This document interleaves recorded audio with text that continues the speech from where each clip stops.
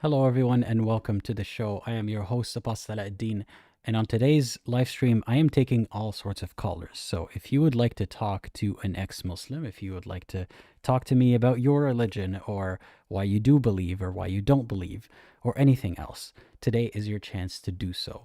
Typically, I would have a specific topic or a specific background of caller that I would prefer for the stream, but today, anyone can call. So if you would like to be one of the callers on today's live stream, the link is pinned to the live chat. Now is your chance to join before the queues fill up. And in the meantime, while we're waiting for callers to join, let me know in the chat if you'd like me to talk about a particular topic while we're waiting for the callers. So a little bit of an update. I don't know if you guys noticed, some people have noticed, the plants have sort of disappeared from my background. And now they're kind of back. So I had a problem with some of my plants, a pest infestation, unfortunately, and I dealt with it, but that means that I have significantly fewer plants than I used to.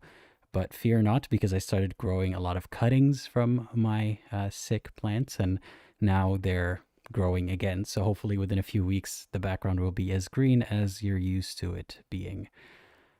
What else is new? So I'm working on a few different projects and a few different collaborations.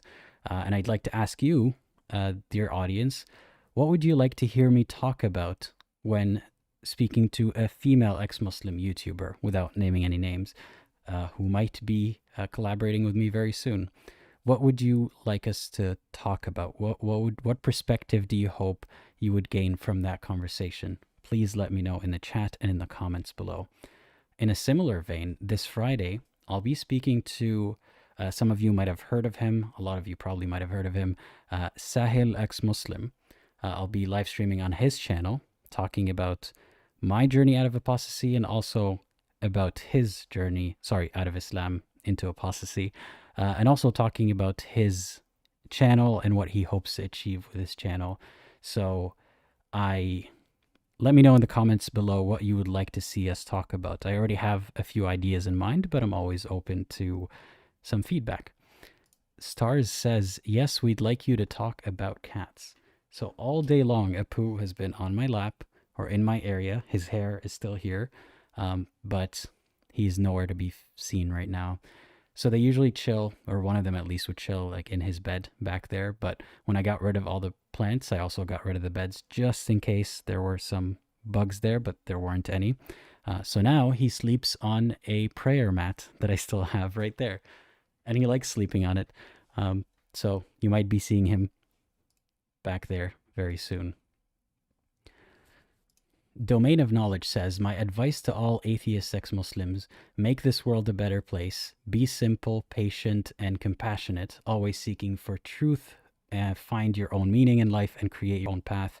Live a healthy life. Well, it's that's very nice of you to advise ex-Muslims to do. I don't necessarily disagree with that. So thank you, Domain of Knowledge, for that comment. And no, that is not a new cat in the background. That is just the prayer mat. Ria is asking a question. Oh, the question's gone. Not on my screen though. Aladdin, what do you say to Muslims when they ask you, where do you get your morals from after leaving a religion? I think that, yeah, Shayna, I agree, but just being safe, I suppose. I think that a lot of people don't notice how they don't get their morality from God or religion either, necessarily.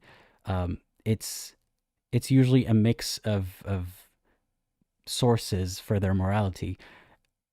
And taking religion out of the equation doesn't mean that the person doesn't have morality. If anything, if I were a Muslim, I would find it more intriguing to figure out how people have some semblance of morality or some semblance of societal order without following a religion, because it clearly works to some extent. I mean, you can argue endlessly about whether it's better in those countries and those societies or if it's better in Muslim societies, but to some extent it works. People do survive in non-religious societies and sometimes they thrive. So it'd be more interesting to understand why that's happening rather than accuse people of not having some guidance or some basis for having morality. I could say a lot more about that, but I'll get to that in a bit. Hi, Theocritic. Nice seeing you here. And Ex-Muslim Sahil. I was just talking about that. I will be more than happy to have a conversation with you on Friday. Thank you. I appreciate it. I'm really excited about this conversation.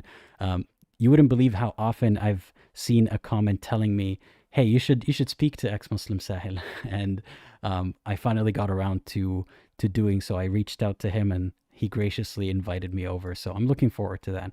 Let us know in the comments below what you would like us to talk about. So I find that the morality argument often, this argument is usually, it's not really a discussion to understand where you get your morality from. It's more of an accusation that is framed as a question. So the accusation is you don't have a source for morality, or you have a source and it's religion, you're just not aware of it. In both cases, it seems like a counterproductive or unproductive conversation to have if the purpose of the conversation is not to honestly and earnestly listen to you and try to understand what you say about your morality. You may not even know what your so-called source of morality is. There might not be a single source for your morality, but you can explain some of these values that you think are moral, and the religious person can either agree or disagree with you, and you can have a conversation about that. That would be a lot more productive for both of you than just arguing that there is a single source and I know what it is and you don't know what it is. I don't think that conversation ever leads to anywhere productive. So yeah, there's a lot more to say about that, but I'll save it for when I'm having a conversation with someone who thinks that they have a source of morality. Christina says, "Hey Apostate, I wish I had my family around for Christmas and some of my ex-friends. I did have new friends though who are there for me." I'm glad to hear that. I know that the holidays can be a difficult time, especially for people who aren't around family, and especially if religion is involved. But I hope that you had a great Christmas, and hope you enjoy the rest of your holiday season. Seed of Iblis says, "Glad the plants are doing well. I still recommend getting a Zaqqum tree." I searched, they don't sell that, only in hell. Flower says, "I hope that you have a live stream with Asad Noor someday. He's a Bangladeshi ex-Muslim."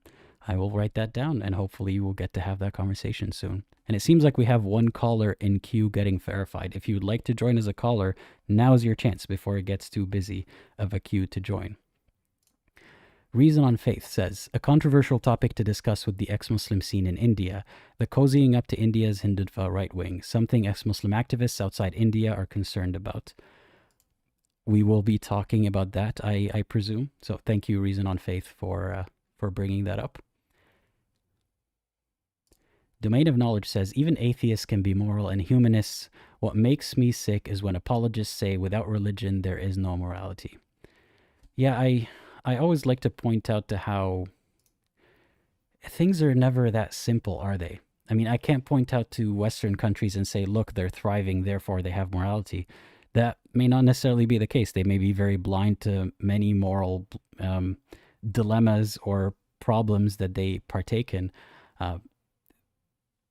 But I like to remind people that you're arguing against hypotheticals. So when someone says, hypothetically, I have the best source of morality, and hypothetically, if everyone followed it, everyone would be happy and the world would be great, it's all hypotheticals. What do we see in real life? What we see is people surviving and thriving on both sides. How do they do it? That's what's interesting to me. Dekim says, "My dream would be to one day attend a Christmas dinner with a group of ex-Muslims." I like that, and I hope that for you. I wish that for you as well. My dream would be to attend a seemingly Muslim ceremony, like say Eid celebration or Ramadan dinner, with my ex-Muslim friends. Not to make it about God or religion in any way, but to be able to celebrate the things that we grew up celebrating without making it overly religious. And that's why many ex-Muslims are able to celebrate Christmas, and many non-Christians and ex-Christians, because Christmas is not really about the religion, it's about the celebration around it. Interesting question here from Top to Top says, "Have you seen Suraj Hayani's new video?" So for those of you who don't know, Suraj Hayani is an Arab ex-Muslim, now turned Muslim again, and he started making videos about why he rejoined Islam. I've watched the first one in his series so far. I'm sorely disappointed because not only is there nothing new, he doesn't speak from. He's an Arabic speaker, by the way, so it would be hard to make a video about this without translating every line. But the tone that I was getting is extremely condescending and dismissive. And perhaps he spoke similarly about Muslims when he was an ex Muslim, but I expected when he switched sides again, having both perspectives, he'd have more empathy for both sides rather than just talking about how everyone should see this. It's so obvious. If you don't see this, there's something wrong with you. That's basically his tone. He should explain why he saw something wrong with Islam and how has he corrected that misunderstanding that he had and so on. But he doesn't seem to do that. So I got pretty bored of his tone and his content very quickly. But I'm looking forward to see if he comes up with something that I haven't heard of before. So it seems like we have one caller that is ready to join. I hope they're ready because I'm adding them to the live stream right now. Hey, can you hear me? L.C Cholavarman? I'm sorry, I can't pronounce it. Can you help me pronounce it? Hey, are Oh, you there? so you can actually go by my screen name as well, Nick. Nick? I Okay. host a YouTube channel about the Exmuslim stories, Islam, and such. So I go by Nick on that channel. Okay. All right. I'll refer to you as Nick for now. Thank you for joining, Nick. Tell me a little bit about yourself and why you joined today. Yeah, so my background's actually very interesting. I come from a Muslim background where my mother's side is from the actually has ties to the lineage in Hyderabad. But with that coming here, I had a transition from Islam to the Hare Krishna movement, and I practiced veganism and the Sattvic diet, and the entire process that was with the Hindu religion, especially the Hare Krishna movement, at the time until I was 20. And I changed my views from that as well once I started my journalism degree and started researching cults and realized the issues that were going on in this cult into more of a pantheistic belief. And where do you stand now on religion? What do you have a faith? I would say I'm more of a natural pantheist, edging on more of agnosticism. But I think that that's probably the most healthy form where you still have a faith that there is a higher power, but you're not letting superstitious books from 2,000, 3,000 years ago dictate your societal norms in the modern day. And if you don't mind me asking, what makes you well, is it a feeling or is it a certainty that there is a higher power for you? Well, it's more so that the difference between a regular pantheist or and a natural pantheist that I read, at least from right, with my menial knowledge of this, is that we would have more of a belief in the naturalistic world and have more faith in the scientific research that the we still I know it is still a fallacy, the gods of the gap, but we're able to essentially, I believe, remove that by saying that's the way nature exists. And if you research a bit more into it, we will be able to find the answers to that. And that's more into the ideology that I would believe. I think that's where the natural pantheistic view actually sits as well. Okay. Well, thank you for sharing that with me. Um, so yeah, tell me a little bit more about how you heard of this channel and why you called in today specifically. Yeah, so our channel actually, or at least our side, we had uh, everyone from Hunza Tortoise to Apostate Prophet on our channel in the early days as well when they were starting off, either Java or counter Java kind of thing. So your channel, Infidel Noodle, all these guys, I watched your content quite regularly actually, and when I heard you were doing it, I put on, share my story and views a bit as well.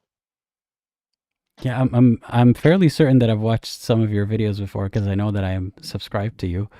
Um, yeah, well, I'm glad that you're here today. Um, Thank you so much. mhm. So yeah, tell me a little bit more about your story. Yeah, so for me as well, it was almost very patronizing for me to actually leave that kind of belief in terms of the values that I had today, because I grew up in a very multicultural community here in Toronto. I don't know about other places, but in Toronto, it's a cultural mosaic. At least that's how Canada describes itself. And just growing up with other people, and they were having their holiday Christmas dinners, they were having their personal events, the Hindu Hare Krishna preachers that I was friends with that later I followed the movement for a while. When they were having Diwali, they would happily come in and invite us. And when we were having Eid, they would have no issue coming in and celebrating Eid with us and giving us food, going out of their way to making sure it's halal for us to eat on for our iftar meals. And it was a discussion with my dad where I'm like, do you have they have the courage and the openness in their mind to accept us for who we truly are, and they're willing to come into our mosque and say Allahu Akbar. They say God is great, Allah is great, and they're able to say that even though they don't believe in Allah. Can you show them the same respect back?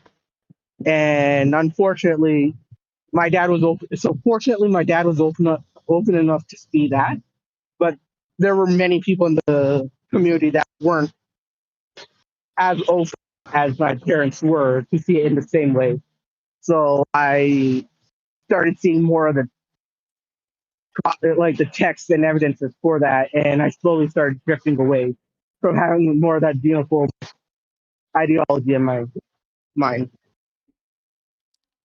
So when was the point that you drifted away to the point that you realized you're not part of that ideology anymore?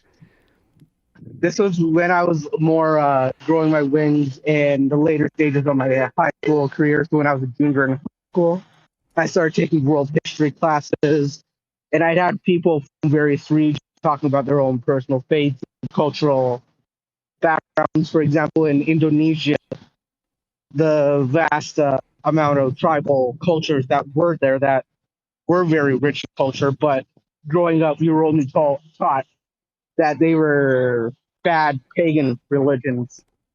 But when I was actually reading into more of the architecture, the art, the history, and such about that, none of this was mentioned and such. So I guess it started around that time. All right. And then And how did you get to where you are today? and then when I went to the Hurricane movement, I really enjoyed that process. And to this day, I still attend this one temple for Bali and such, but I don't make any donations and whatnot. I still don't support the organization, but the actual events, I'll go with the community and all. I took a journalism course in college, and one of the topics that we researched was cults. And ISKCON had a lot of stuff under its rug that it was slipping away, as with a lot of cults out there, the self-help ones, By the way, so sorry to interrupt NDIM. you for a second. Um, I'm hearing a bit of choppiness with your audio. Could it possibly be the microphone you're using or the connection? It might connect. Let me fix that. This isn't a topic I can discuss inside my house. I have to step outside to be able to discuss this as openly as I am. So that's why I might not have the best signal right now. Yeah, it's really Um, really choppy. But I can sort of make out what you're saying. Yeah. is this any better? So far, it has to be a longer Yeah. segment for me to know. Okay. So, yeah, essentially on that, like I mentioned, when I was in college, when I was around 21, 22, I took a journalism minor. In one of the courses there, one of the subjects that we did was cults and the investigation of them. And one of the It's still cults that we sorry. did was It's still kind of choppy. Is there any chance you can like connect to a Wi-Fi network or something? Yeah, let me just. Is this any better? Um, I'd have to hear you talking for a little while first to know. Yeah. So, at what point did it start breaking up? Okay, this seems to be a bit better, I think. Yeah.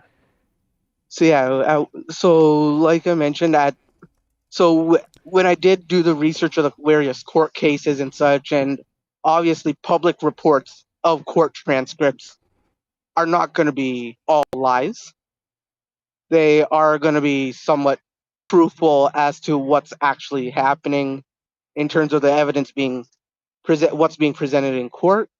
And if you go through them and actually see that a lot of these allegations were only being thrown away in technicalities and not the fact that those allegations are false. It was, oh, you missed the paper application on a day or whatnot. Sorry, allegations And about what relating to cults? I took a journalism course and we studied ISKCON as one of the cults that which I was practicing, and some of the cult like behavior that they had. And there was a lot of sexual violence in the groups and other kinds of issues that were going on, like with all cults that are there. Mm-hmm. And mind you, a lot of the communities and temples do good work, like with churches and other organizations, they do food donations and such. But I'm like, is it? I'm falling into the same blind trap that I did with Islam previously. I don't want to associate myself with an organization blindly if they are having allegations like this. So the Advaita Vedanta philosophy itself that ISKCON preaches, I felt was very identical to the natural pantheism belief that I do believe as well. So it was more of an easier shift from there. Mm-hmm. So, where do you see yourself in the future? Do you see yourself identifying with a group or just having your own assortment of beliefs and labels? I would like for I would like to be open minded enough to allow the evidence to dictate what I believe in. If I don't want to be too rigid in my own belief, if there is new evidence that is able to change it, I want to be able to have the mental fortitude to change it. Mm-hmm. And I think that's where I strive to be in the next few years of my life, possibly practicing that and getting to a point where I've mastered that art. Well, let me ask you, as someone who is vocal on YouTube about their beliefs and other people's beliefs, why do you do it? So I've been doing it for the last 2.5 years because I think especially with modern media, discussions have become a mockery and a comic kind of thing, and I don't think that's what journalism actually stands for. It's honestly embarrassing. I wanted to be a journalist when I was growing up, and now seeing the state of it, it makes me want to puke in a sense. So I know I'm not making an impact. I only make an impact with 10 to 15 people that watch regularly, but at least I can help. If I could make a change in 10 to 15 people's hearts about actually having discussions and being more open minded, no matter where you're from, I hope I can do that as well with my channel. It doesn't have to be 10 to 15. It can just be one person that has a regular discussion with me, and I can change their hearts on it. Oh, that is very very nice of you to say, and it's a great way to think about it. I try to adopt that kind of mindset more often, but I tend to find that my pitfall is I worry too much about the number of people. So I hope to someday mature to that level where I'm just happy that there's more than one person. Yeah, it's more so like when I do my actual channel, if I do a lot of presentations and research, I pull up research articles and I try to show my evidence as much as possible as I do it on why I believe certain things. And I try to ask questions. So I do bring on regular Muslim guests. I try to ask them fair questions. I say, so can you explain to me why is it like this? You can believe it, but I'm asking you, why do you believe it? And trying to have that honest discussion with them, and it gives me more that research and learning from them instead of asking them, I got you more.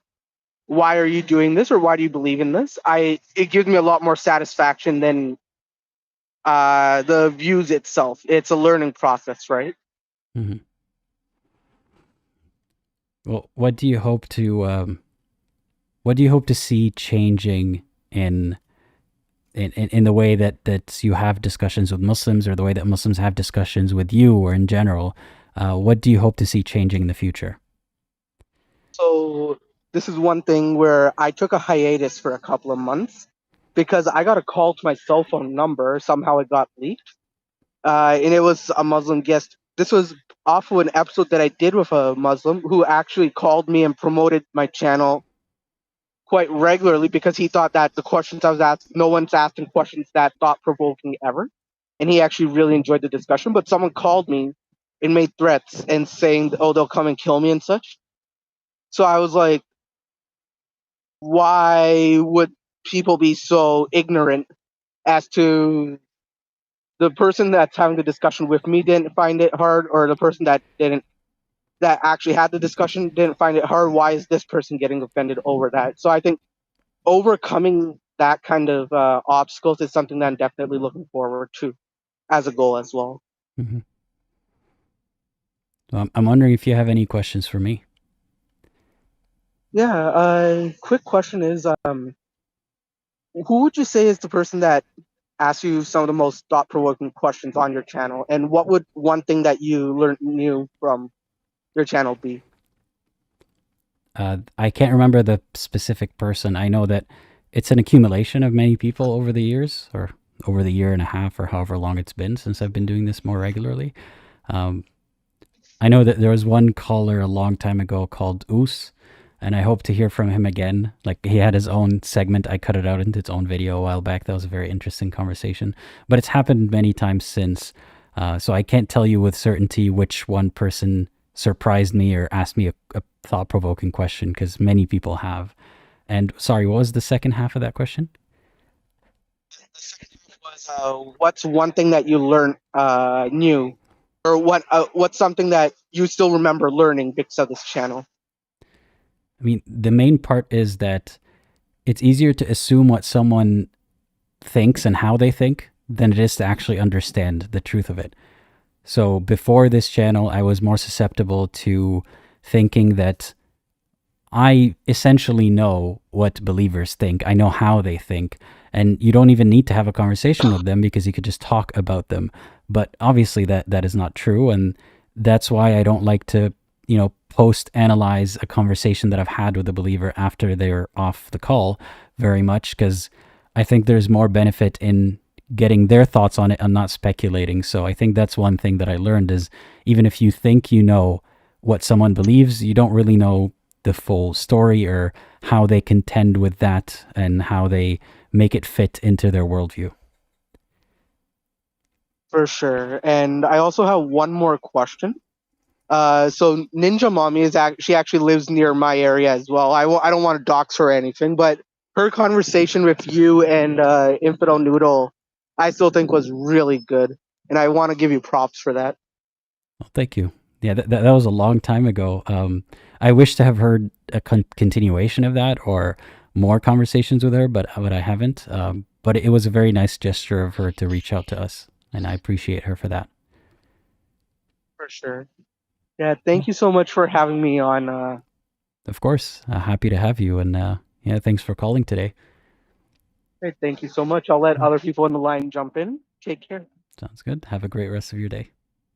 You Bye too. bye. Bye. Thanks again to the caller. I'll take a couple of comments and then I'll get to the next caller, because we've got a full queue already. Like I said, if you want to be a caller, now is your chance. We might take maybe one more to the queue, or it might already be full. So this is why you joined early. Thank you for the super chats. Stop scamming, man. They say, hi, Aladdin. What are your thoughts on doing some live streams in Arabic? Maybe starting with a pilot episode or two. So I don't live stream or do videos in Arabic in general, because of multiple reasons. One is to hide my identity a bit better, because if I start speaking in Arabic, you would immediately know which part of the Middle East I'm from. Um, and secondly, I think that there's plenty of YouTubers who make videos and live stream in Arabic about Islam, and they do great work. And I don't necessarily need to be in the same audience circles as them, and like to have an Arabic speaking audience, because I feel like most of my attention should be on people who don't speak Arabic as a first language, or those who do but want to watch my content in English as well, because I want to make it accessible to the majority of Muslims and ex-Muslims and non-Muslims who don't speak Arabic. So if I do speak Arabic in my videos, it'll net me not that much to gain, but a lot more risk than it is worth, in my opinion. But maybe someday it'll be eventually what I will end up doing. Yeah, so I hope that explains that. But it is a good idea. I appreciate the suggestion. All right, I'll get to the next caller. The next caller, I hope that you're ready. I am Groot, because I am adding you to the live stream now. Hey, Groot, can you hear me? Yes, I can hear you just fine. Can you hear me? Yes, I can. How are you? Yeah, welcome to the stream. Tell me a little bit about yourself and why you're calling today. Well, I'm a Muslim who is quite frankly going through somewhat of the crossroads of my life. And I don't know. My thoughts are in a state of chaos, and have been for the last year and a half. Um, and I don't know. I think I just want to kind of pick your brain Mhm. on maybe you can, since you are you have evolved into I don't, you see, English is my second language, so I don't know if evolved is the right word, but you have evolved into an ex-Muslim. So I think you have gone through somewhat some of the same crises that I have gone through. Um, I was wondering if I could pick your brain and maybe you could comment on these thoughts that I'm having. Of course, I appreciate you wanting to talk to me about this, and I will do my best to relay what I thought at the time, and how it could relate to your situation. So please feel free to pick my brains about that. Great. Yeah. So first of all, I do have a non-Muslim background. Let me just get that out there. I converted to Islam in my late teens, simply because I felt that Islam was true, and I also felt a stronger sense of community among Muslims, a stronger sense of brotherhood and human connection. But over the years, as I studied Islam, I I, I went through. I have now gone through some sort of introspection where I can now look back and wonder how conducive was Islam really to not only my life but just to the life of so many people who proclaim to be Muslim. Um, there are there are so many things, like um, first of all, I have serious issues. I take serious issue with the Islamic stance on Prophet Muhammad's marriage to Aisha, but not only the narrative in itself, but also how it impacts Muslims in in their countries. Um, I remember once reading about news that blew up about a 12-year-old child bride in Afghanistan who died from internal bleedings on her wedding night. And in my experience, when you raise these type of topics, not among Muslims, but especially the inner circle of super practicing Muslims, what I like to call the God Squad, they become overly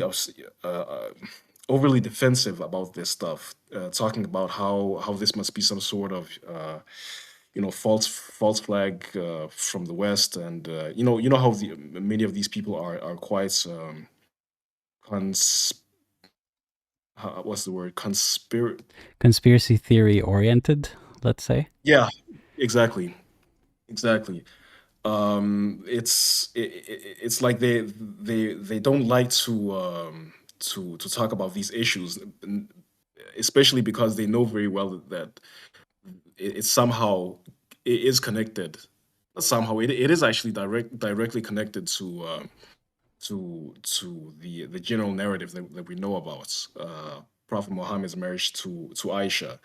And it's not to say that there aren't predators in other societies, but when you have a narrative that says that the best of human beings, who is to be emulated through all times and space places, um, that he did such and such, it enables that type of phenomenon. Um, so there's that, and I also remember going through extreme, how can I say, sexual frustration because there are so many when there are so many restrictions um, on gender interaction.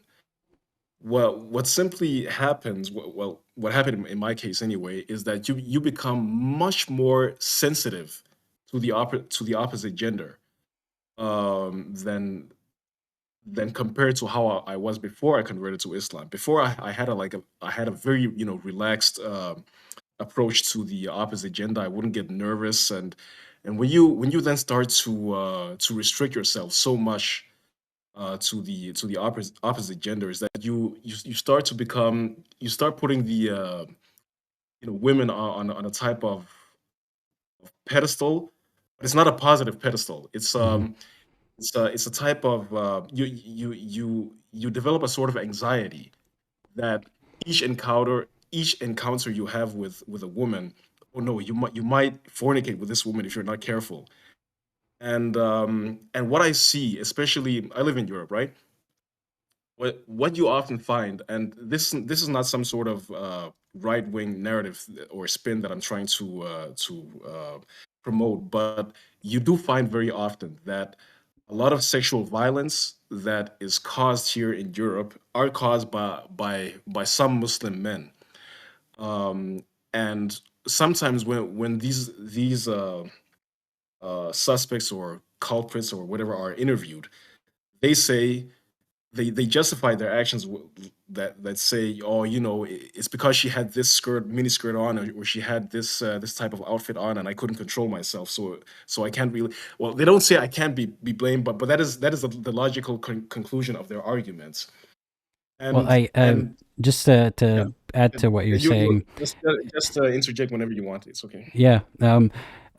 Well, first of all, I want to ask you: did you call last week? Because you sound very similar to a caller that I spoke to last week. No, I didn't. Okay, just getting that out of the way.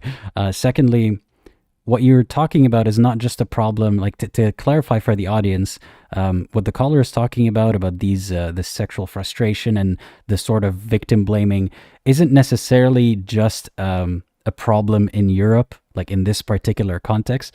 I come from the Middle East. This is a problem currently happening in the Middle East that has nothing to do with immigration. So I want to give this a bit more context. This isn't about immigration necessarily. This is a problem that many Muslim communities face. Yeah. But by that token, doesn't that mean that the more Muslims, just playing the devil's advocate, the more Muslims you import into your country, the more this type of behavior is going to prevail? I mean, it's hard to say something like that, so blatantly. It depends on the kind of mentality that they have, because it's hard to say. Like, just because someone is Muslim doesn't mean that they're more likely to behave that way or justify that kind of thing. But there is some correlation between how much you restrict a woman and how much you restrict both genders and how they interact, and how likely it is to happen. And when it does happen, how likely it is for you to blame the women. So there's a correlation there. I can't say that it's that it's as clear as the more Muslims you let into your country, the more this is going to happen. I don't think it's that simple. All right. Well, like I said, I'm not. It's not because I'm trying to promote some sort of extreme far right spin about Muslims. Of course, there are plenty of Muslims. Come again? No, I can hear you. I didn't say anything. Oh, sorry. Yeah. So, but then on the other hand, I do feel some sort of terror. Sorry. Let me say first that first of all, when I see this these social ills that arise from this narrative, what it does to society, it leads me to believe that this cannot come from an all-knowing creator. How is it that this all-knowing creator could communicate something so specific, like you shouldn't be like he communicated to the companions of the prophet that they shouldn't spend too much time at his home, or they shouldn't very very trivial matters. No one is in doubt that you should not raise your voice in the presence of the prophet, or you shouldn't go into people's houses from the back door. But then when it comes to these societal issues that are so much more serious, that then these things are not addressed adequately, leaving room to so many problems that you find in Muslim society. So it just makes me feel that this Quran could not come from this all powerful creator. Otherwise, there wouldn't have been all these problems. Hmm. But then I also run into a terror barrier at the same time. Um, um, Fear of uh, leaving Islam, because at the end of the day, I don't know. I think I have conditioned myself to fear Jahannam so much that I'm just terrified to leave. Because what if Islam is actually true? You understand? Hmm. Yeah, Um, I certainly and, relate to and, and, that. it's, it, and Yeah. and when you have spent so many years, you know, building a paradigm around heaven and hell, it's so hard to get out of that mentality, because this is like the only way you know how to function. Hmm. I tried stop praying, then automatically I just ended up going back to praying again. Um, it's and then there's also another aspect of um, I don't Well, know. I think it's I got to just ask you something before we move on. So, so you're noticing issues that make you think that there's no way it was God, a fair God, that revealed this Quran, and yes. you would stop praying, except that when you do, you fear hell, so you go back to praying. So it's a few different questions. First of all, on a scale of 1 to 10, how much do you believe in Islam right now? It fluctuates. It Mhm. fluctuates. Okay, let me say this. There's a constant, and then it goes up once in a while. So usually that is actually a good question, because I'm still also developing my thoughts. Um, I could maybe draw the conclusion that Islam could be from God, but Islam is just not meant for all times and places. Because if I said that, if I believed that, then maybe the problem would be solved. Islam is from God, but it's not meant for all types of. It's not meant for postmodern people. Understand? So if that was your belief, what would your number be from 1 to 10? I'd say a fair 7. Okay. But if the belief in question is that it is from God and it is for all times, what would the number be? Just It, approximately. I it, know it fluctuates, but it would be in the minus, because there's absolutely no way. There's no way that an all-powerful, all-knowing, wise God could enable um, small underage girls not being safe from Mhm. predators in society. So Uh, So the number is negative if we're thinking about Islam as a religion for all times. So, but the number, If yeah, we're talking about sorry, if we're talking about the standard narrative, then no, I have completely lost faith in that. okay. But the other more flexible narrative that you're thinking about, which is that it was revealed by God, but it's not for this time. To continue on that belief, I know I'm not investigating you about this. I'm curious if you were to build on that, then do you think why do you think it's not for? Sorry, that's not the right question. What do you think God intended by revealing it for that time and not for us? What do you think is intended for us?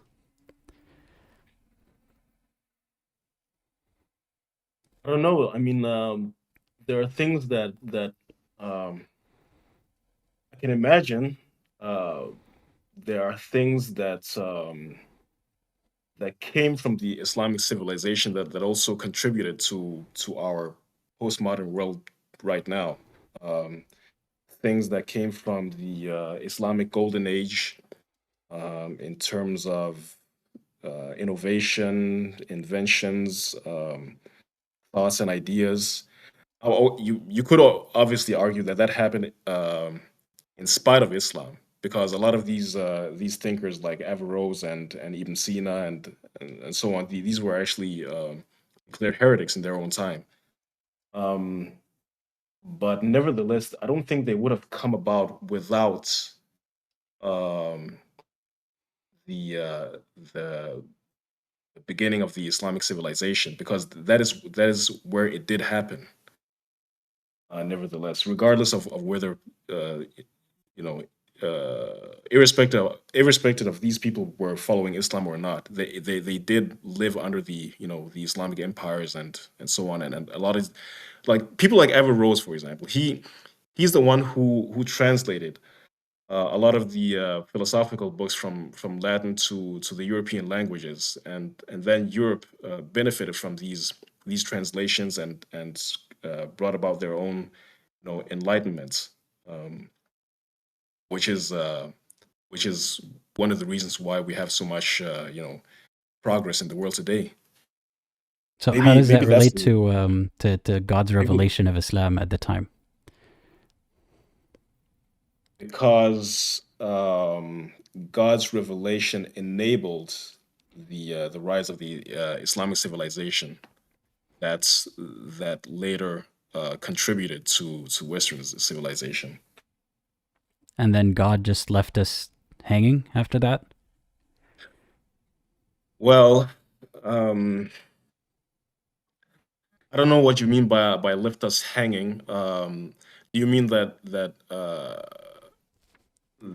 because in this thought development, I'm not saying that God does not intervene when you pray to Him. No, I I mean believe that He. aside from on an individual level, on the scale of revealing a religion and a prophet and all that sort of stuff, um, there hasn't been an Yeah. update yet.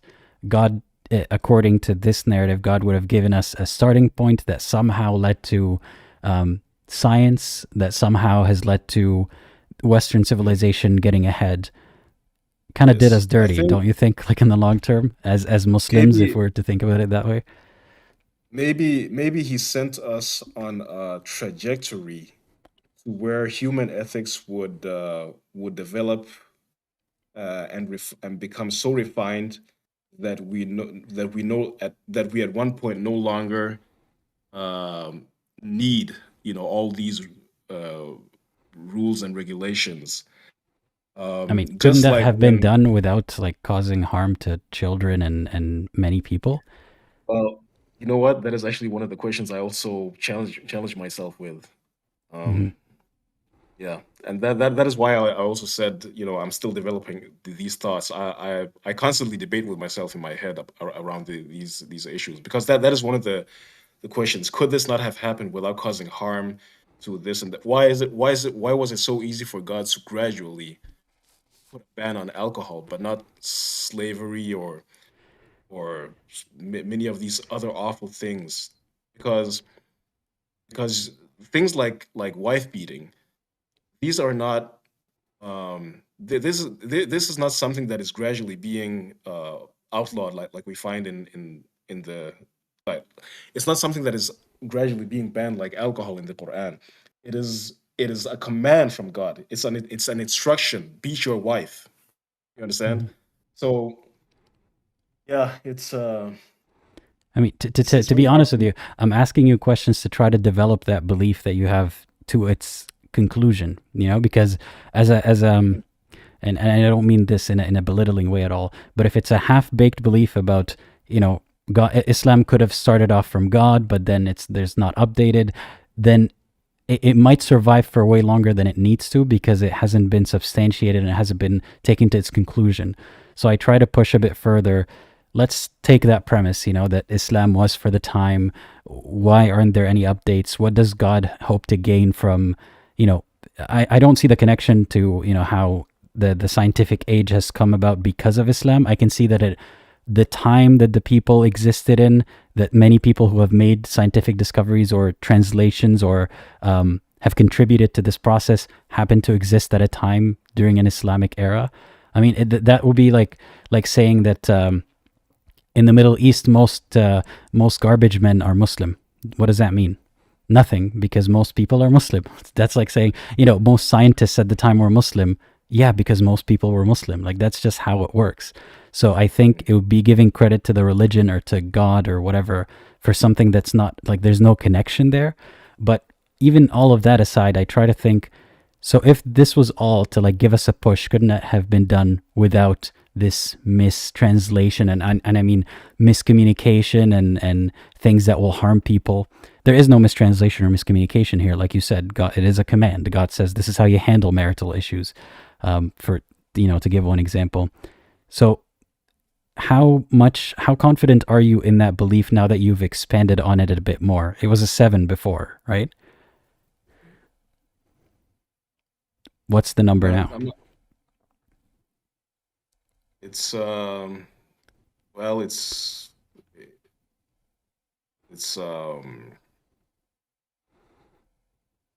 yeah, it's to be honest, it's declining.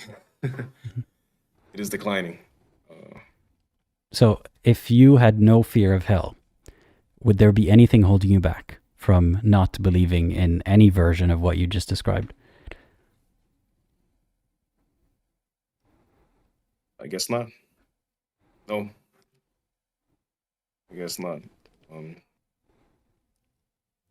So I know this is a classic question that I'm sure you've come across before, but why do you fear Islamic hell and not other concepts of hell?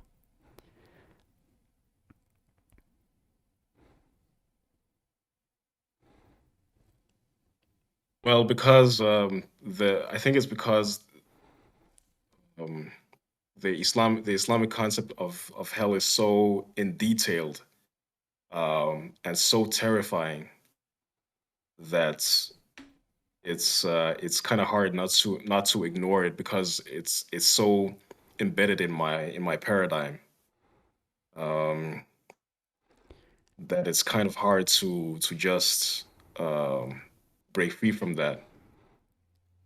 I have a counterintuitive suggestion, and you know, tell me what you think Yeah. of it. What if you went to research the most detailed, grotesque, gruesome descriptions of hell in other religions? Do you think that would make you fear the Islamic hell more or less?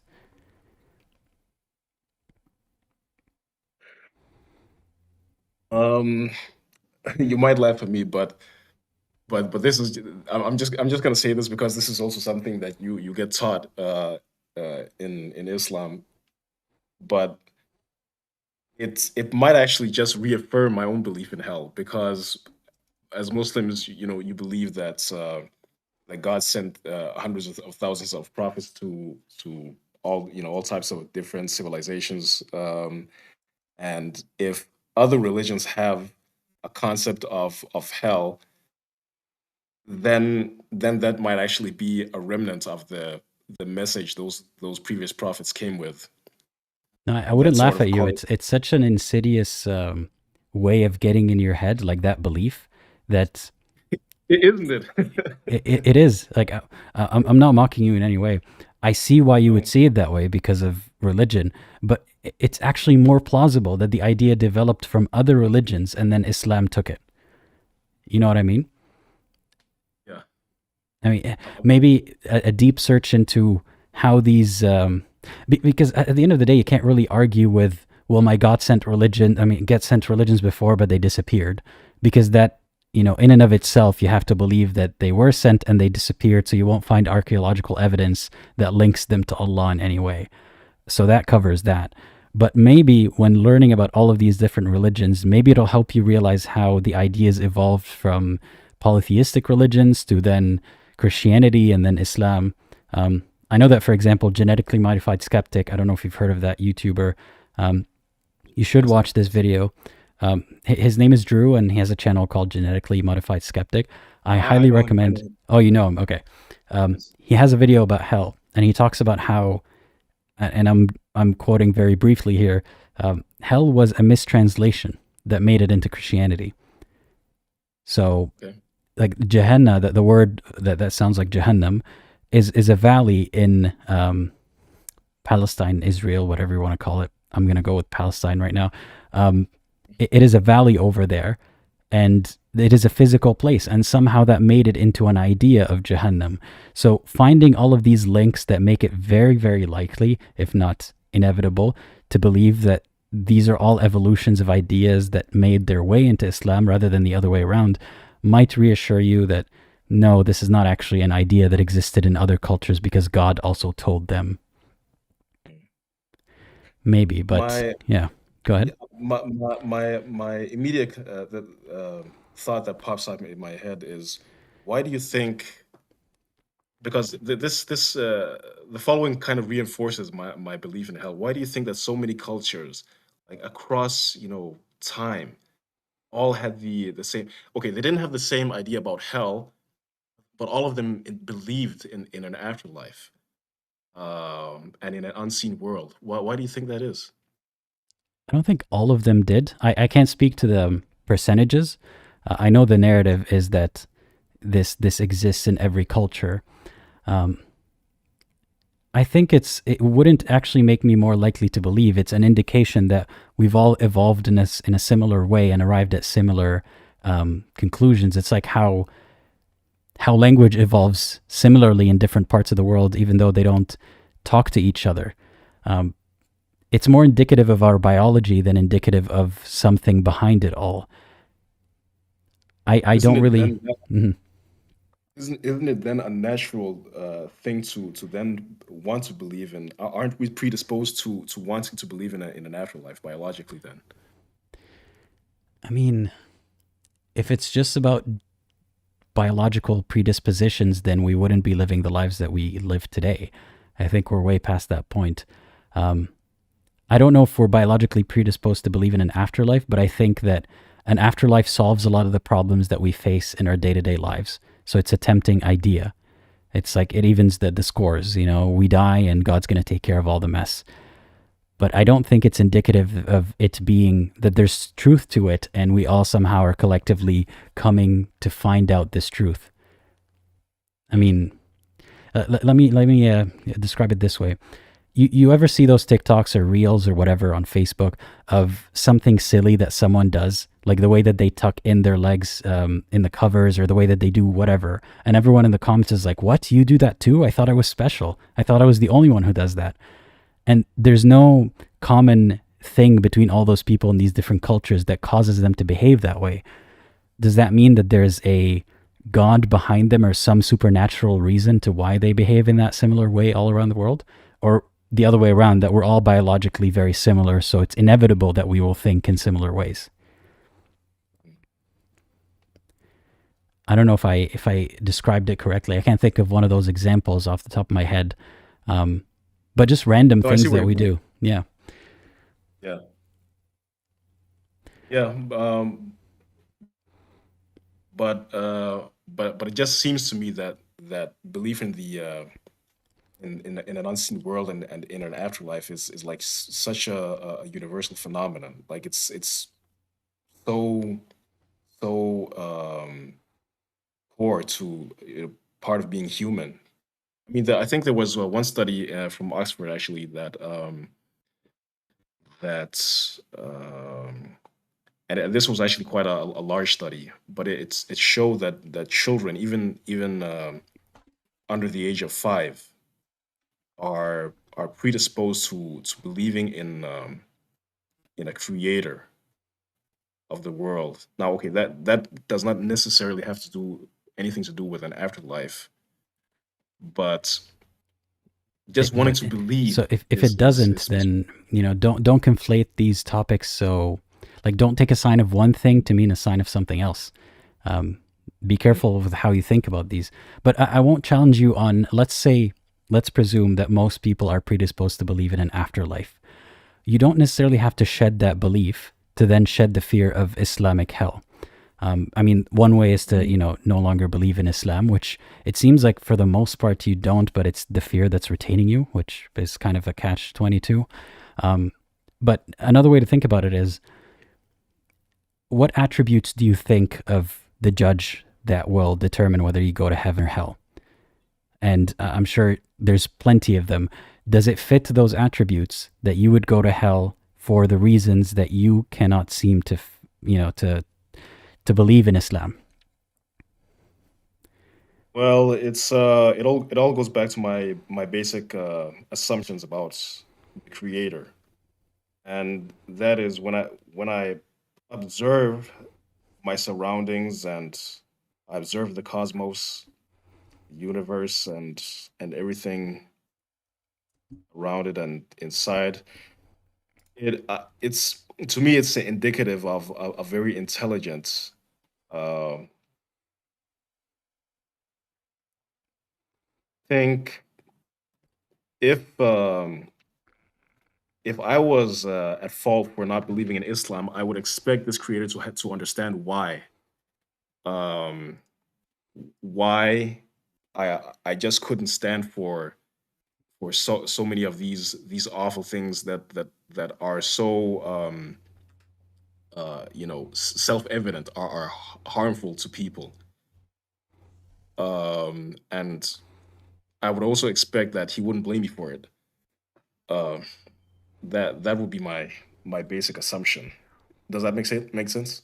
Yeah, I mean, you can think about um, you can think about these attributes of that God and the reasons that you worry that you might be sent to hell, and do those things fit together? So I don't have to get you to not believe in Allah anymore or something of the sort. If you believe in Allah with these descriptions of a fair God and a very wise God who's wiser than you and I and everyone on this stream combined and everyone else in existence, and then some, then you start to trivialize these reasons that condemn you to hell. And then you start to That is realize how absolutely silly true. it seems. What's that? Yeah, that is absolutely true. I mean, you can leave this conversation or, whatever in the future. You can still believe in the existence of an all-knowing, all-wise creator that is very good and all these things, and not fear the Islamic hell anymore because you believe in that kind of creator specifically. Yeah, I actually have a friend who arrived to that exact conclusion. He also, well, I'm not gonna say that he left Islam, but that is how he lives his life right now. The exact way that you described. Yeah, Um, can I ask you a question? sure. How do you find how do how do you find meaning um without religion, without not necessarily just Islam, but just not believing in how do you find meaning in life? I mean, isn't it kind of, don't you become nihilistic just a bit, if you believe that there is no, okay, I don't know, if you don't believe in a God, but isn't it kind of depressing? Yeah, I get where you're coming from. There's multiple ways I can answer this, and I'll try a new one. So bear with me. Yeah. If you woke up in a dream, right, and you realize that you're in a dream, right, and you have superpowers and you can fly and you can do whatever you want, um, would your first instinct be to understand why you're dreaming, or would it be to enjoy the dream and try to do whatever you want in the dream? Like, that's kind of how I view life. I don't know how it came to be. It is amazing. It is mesmerizing, not just my own mind, but that there's a whole world around me, and there are things that we still don't know about our own planet and its inhabitants. And just the pursuit of that is interesting enough to fill a lifetime of experiences. Just the pursuit of finding out things about the universe. But all that aside, just to live life and marvel in how wonderful it is, you don't have to understand how you got here or to have a definitive answer. In fact, it might make it even less interesting for some people to have an answer.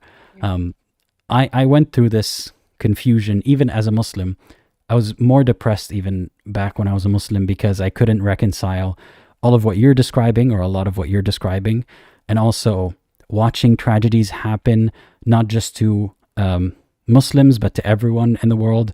And I get the whole argument that God is letting us, do this out of our free will, and this is a test and all that stuff, but failing to see the meaning in all of this.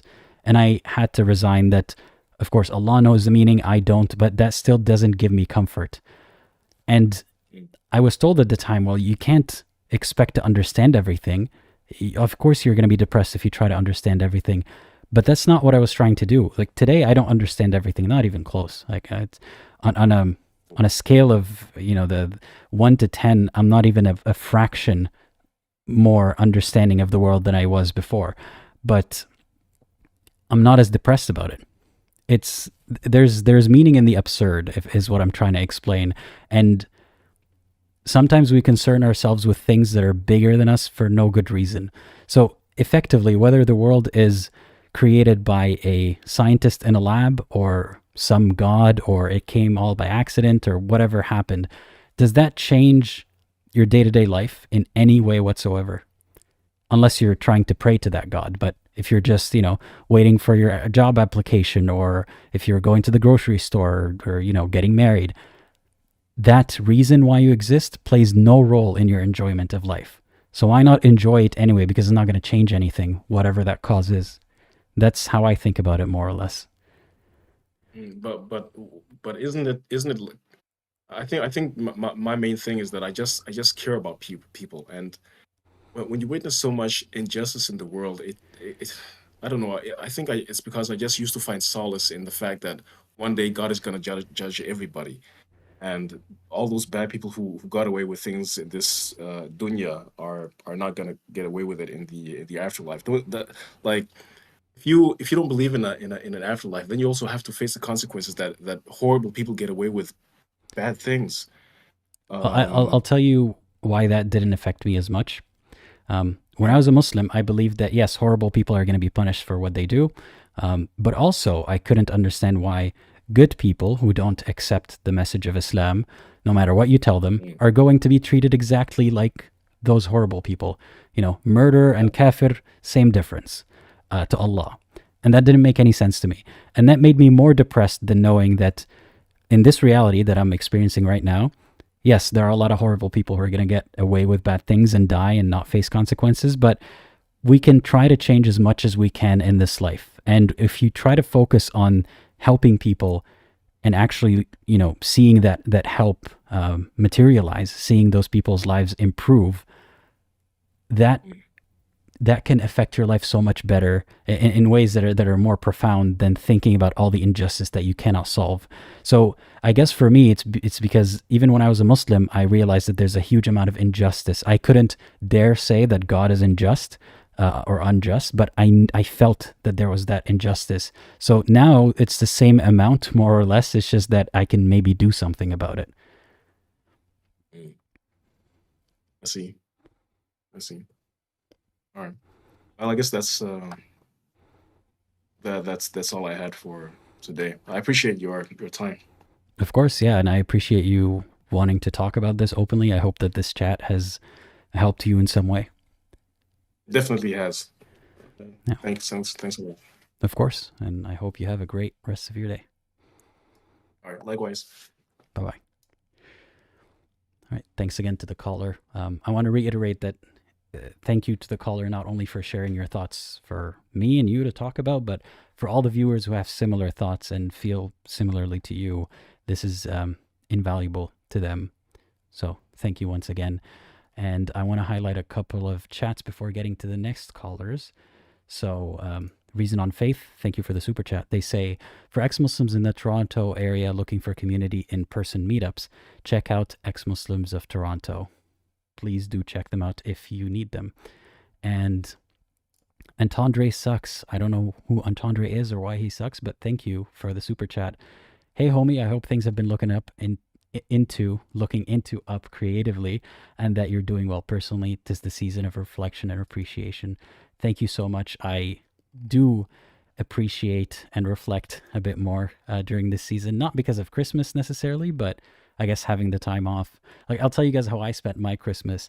I took a bunch of time off to not do any work, channel related work or otherwise, and I was watching Home Alone with a bunch of the members of my Discord server. Yes, I am plugging my Discord server right now.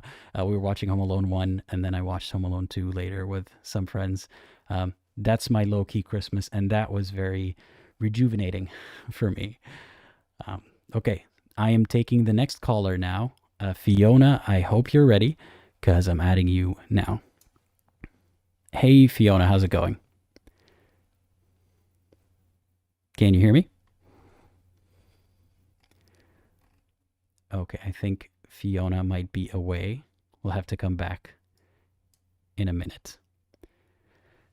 All right, in the meantime, I will read some comments and give you my thoughts. Naqash says, there is a sort of biological disposition to believe in God. Children are born helpless, so they will look up to parents as an authority to help them with survival. As adults, that mindset naturally evolves into God. I don't know if that is true or not, but it does sound plausible. So, yeah, thank you for sharing that. Mushi says, we love the server, plug away. That is a testament from one of the server members, so there you go.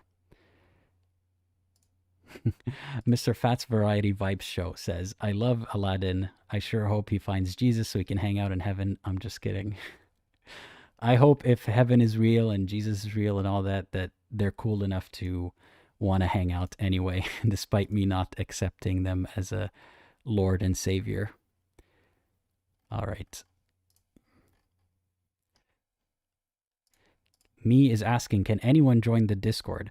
Yes, so basically you have to become a YouTube member or a Patreon member and connect your Discord account to either of them.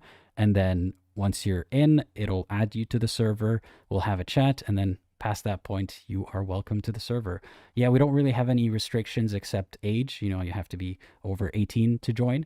Otherwise, it's just vibes, man. So if you seem like a safe person to join the Discord server, you're welcome to. And so far, pretty much everyone has been. It's a great community of now over 100 people, and I am really glad to have them. A lot of them are actually helping in the background right now, setting up this live stream. So thank you again to the Discord members. All right, let's try again. Hey, Fiona, can you hear me? I can hear you just fine. How about you? Yes, I can hear you fine. Awesome. Welcome to the stream. Awesome. Tell me and tell the audience a little bit about yourself and why you're calling today. Well, I am Fiona, one of the moderators of Aladdin's Discord in the Discord community. I have been an ex-Muslim for over a decade, and I sort of, and I think this isn't the first time I've called before, but I kind of wanted to call because I wanted to talk about some of the ways in which I've seen Muslims and Islam interact with the world and ways that we can, I guess, sort of improve it long term. And one thing that I've noticed is that, especially in Muslim communities in my area, there's a huge feeling among the Muslim community that it's literally Muslims against the entire world. And while that also feeds into a persecution complex that they have, it also very much extends to the empathy that Muslims have, extends only towards other Muslims. And it's something, and it's one thing that I'm wondering if you've also encountered in your kind of lifetime. In my great lifetime. Yes. I've encountered something similar from a very young age, like when we'd have dua, after prayer, there would always be a mention of Muslims that are being persecuted in other parts of the world. And I don't think that they were necessarily being persecuted for their Muslimness, but they were Muslims who happened to be persecuted in whatever region of the world. And it was always a mention of Muslims specifically, and I didn't think much of it as a child. But I even see it in sometimes Muslims would be mocking someone or belittling someone, and then other Muslims would come to their defense and say, haram, that's a Muslim that you're belittling. Like, it's not haram, that's a human that you're belittling, or you're hurting another human. You're right, the empathy does seem to extend a bit more to the in-group, which is, they're a Muslim first, they're a human second. So you need to care for this person because they're your Muslim brother or sister. And it seems very sweet and cute when you're in it, but when you're outside it, you realize that it also pits people against each other. And it's why the whole takfir thing is a big thing. You don't call someone a kafir because that's banishing them in the eyes of everyone. Like, then you can say a lot of bad things about them. You can view them in a negative light, and Muslims don't like that. So there's the anti-takfir movement, because once you call someone a kafir, there's a lot more that is permissible to think and say about them. Not by doctrine, but just by how people behave. Yeah, and I mean, there are, like, it's been interesting because when I've spoken to Muslims and we talk about, humanitarian crises, like, for example, maybe the crisis in Ukraine or some of the crises in Africa, there's this element of, well, the world is unfair. Yeah, it sucks that people are dying, but what can you do? But whenever it's a Muslim being persecuted, all of a sudden there's a major humanitarian crisis and everyone needs to step in. And I wonder if there's a way that we can actually get Muslims to sort of feel as if they're human and Muslim rather than just Muslim. I don't know. I mean, I don't mean to sound negative, but I'm trying to think out loud here. Because ultimately, all that matters is whether or not you're a Muslim in the eyes of Allah. At the end of the day, if people are being persecuted, if they die a Muslim, then yeah, it sucks that they died, but at least they're going to heaven. And if anything, that's extra points. They might die a martyr and all that kind of stuff. Like, some people actually, they seem to enjoy it to some degree, not because of some nefarious reason, but like the more horrific your death, the more undeserved your death, the more likely you are to evade hell. Like, that's some sort of Muslim thinking. So in some ways, I find that they even kind of relish in these deaths, that, oh, they're all martyrs, they're going to be the birds of heaven, or whatever other term they use. So to view themselves as human before Muslim is to devalue themselves, to think of yourself as merely human. It's more important that you're Muslim than that you're human. So I don't know if there's a way to make them think that way. I mean, and it's interesting because when Muslims want to talk about how they want to present Islam to the world, it's very lovey and dovey about how Allah appreciates humanity. But I feel like there is a very distinct caste system when it comes to Islam, which is Mu'min and Kafir. And the Mu'min are the people who get the rights and who get the consideration from Allah, and the Kafir are people who get what they deserve. Yeah, that's a good point. So Muslims or mu'mins, they don't get what they deserve. They hope to get more than what they deserve because God is merciful. But kafirs get exactly what they deserve because God is fair. Yeah. And I mean, is it just something that maybe is going to be a generational thing where as Islam integrates more into the world through technology and everything, that we're just going to have newer generations of people that are just more empathetic? I think, and again, this is very not really qualified by any professional opinion here, but I think that one way to get people to be more empathetic is to experience living among the others. So that's harder to do in insular communities of Muslims. But the more integrated the community is, the more that they're going to identify with people around them as humans rather than as kuffar, as kafir. Mhm. I know that I've personally experienced that. I didn't have like lots of animosity towards kuffar, but by living among them and actually interacting with them, I realized that the image I had of them was very inaccurate. And that led to, issues of faith as well. But at the very least, it led to more empathy towards them in the afterlife and in this life as well. Okay. And and one thing I have noted is that when you're a Muslim, there's also a huge push and a huge, I want to say, pressure to make friends that are within the Muslim community. And making friends outside of the Muslim community is very discouraged. And I think it's because they don't want to normalize the idea that non-Muslims can also be people too, and they want to basically maintain control on the process of thought and who you identify with. I don't think that most people do it for that reason consciously, Mhm. but it does have that effect. I think it's the more conscious reasoning for it is that if you hang out with them, you will act like them, and act like them includes a lot of things that are not halal for you to do. So I think that's the primary motivation. Is it's like the company that you keep. That's the kind of person that you will become. And if they see the company that you keep as doing kuffar stuff that is not good for you, then Mhm. that is not good. They don't want you to spend time around those people. But it does have that effect that you don't view them as the same category of human that you or some people don't seem to. I've certainly experienced that a lot in my life when I was trying to, for example, talk about with dear people in my life about why I think the idea of God in Islam is not fair, and this test of you go to heaven based on whether or not you believe in God, or you avoid hell based on not whether you believe in God. I tried to describe, what about all those people? I know some of them personally, and even those who I don't know. And the sentiment that I got was, screw them. Like, they're going to hell. That's their problem. You focus on you. You are lucky. You got born a Muslim. Don't throw that gift away. So they see it as if you're on a lifeboat and you're saying, what about the rest of the people on the Titanic? And they don't want you to focus on the rest. They're gone. That's God's problem. That's their problem. It's interesting you say that, because when I was growing up, I had a lot of non-Muslim friends.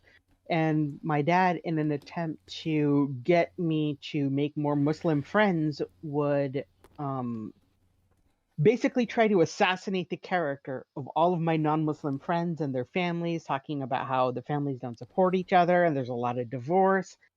When in reality, a lot of those families and homes were more stable than other homes in the Muslim community.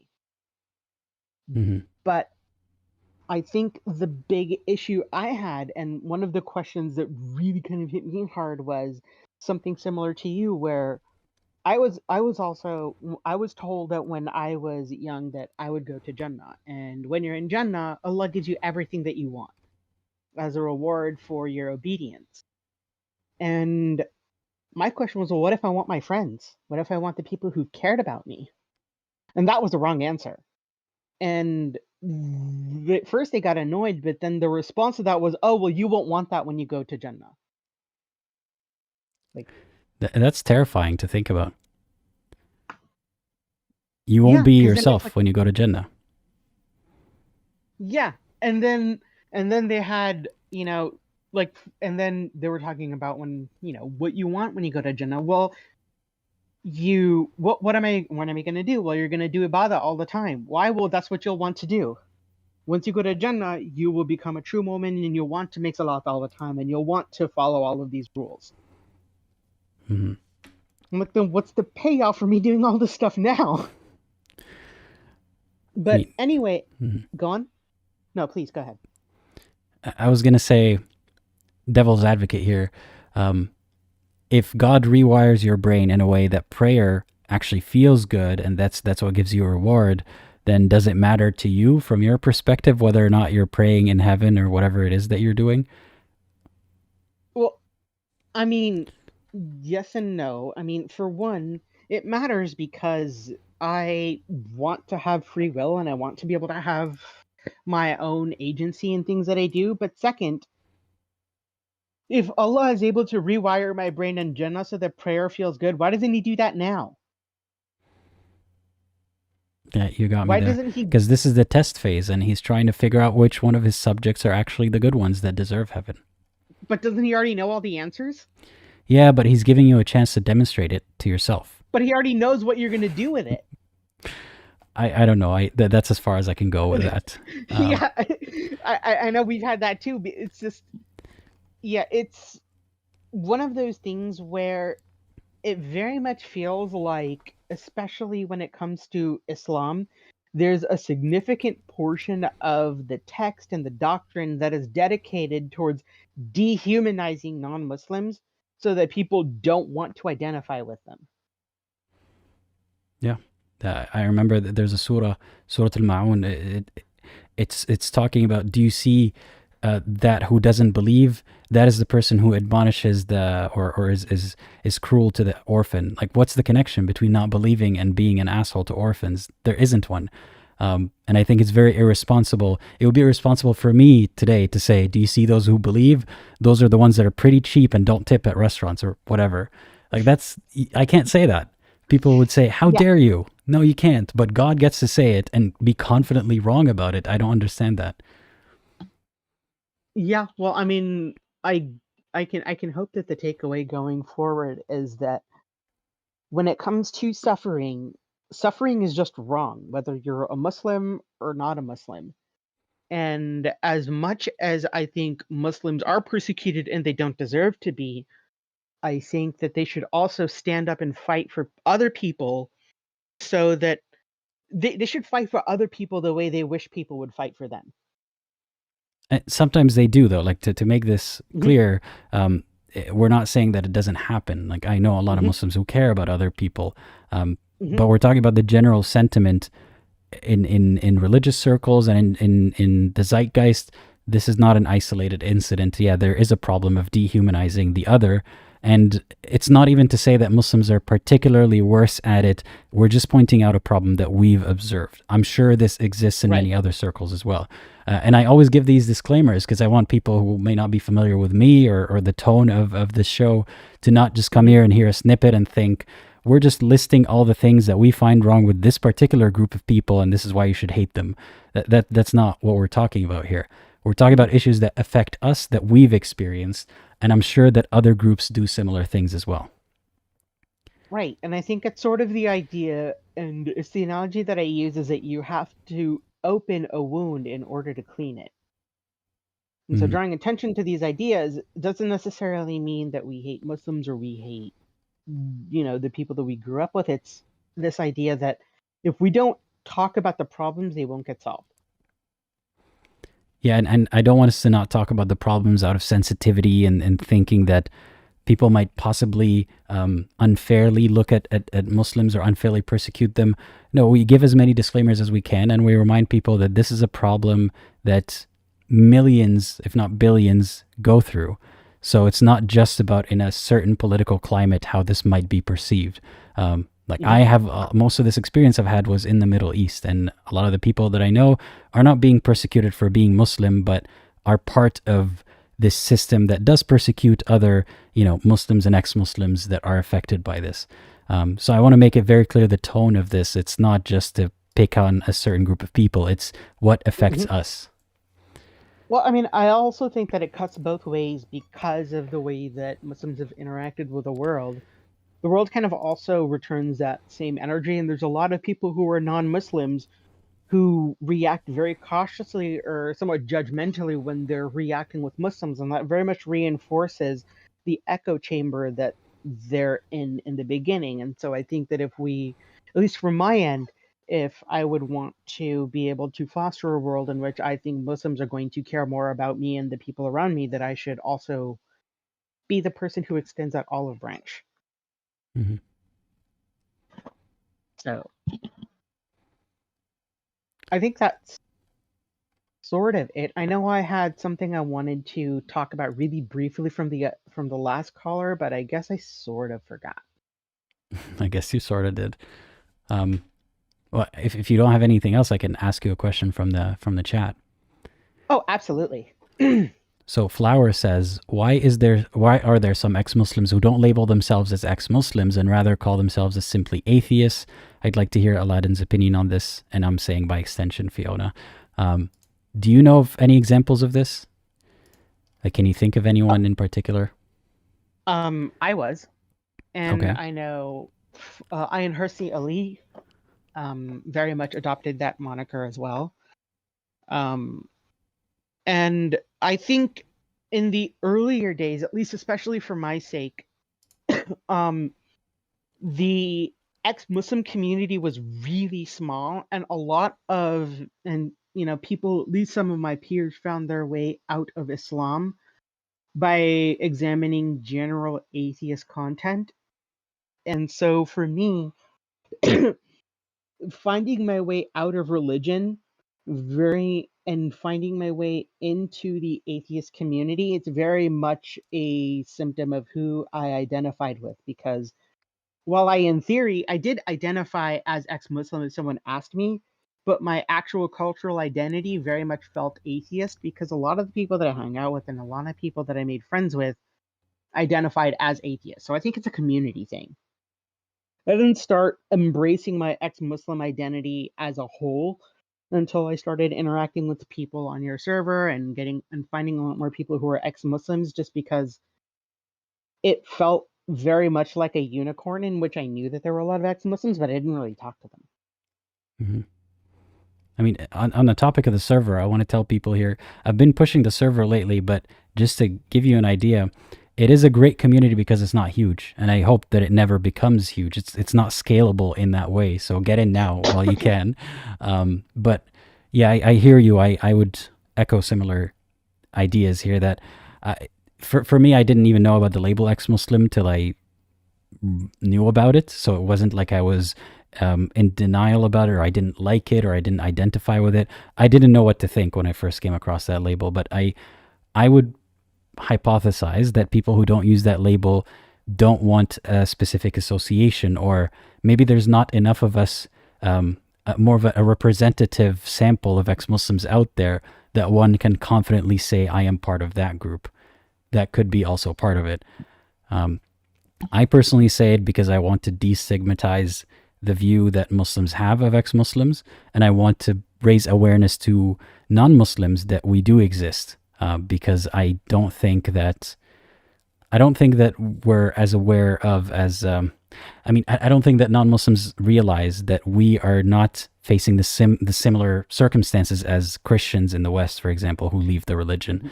So we have a more specific struggle, and we'd like to talk about it, so that's why I use the label. But I understand why someone else might not. Well, and I think one of the other reasons why I vacillate back and forth between using the label and not is because I can also understand that some people may not want to identify themselves based on their opposition to a single idea or an admonishing of a single idea. Like, so when you talk about being an ex-Muslim, there's a lot of things that can cover. And being an ex-Muslim only just describes you with respect to your relationship to Islam, and it doesn't really tell people about your relationship to other ideas or other things. And so I feel like it's a very specific label that doesn't always necessarily apply when maybe a more general label might be a little bit more descriptive of the person that they're speaking to. Mm-hmm.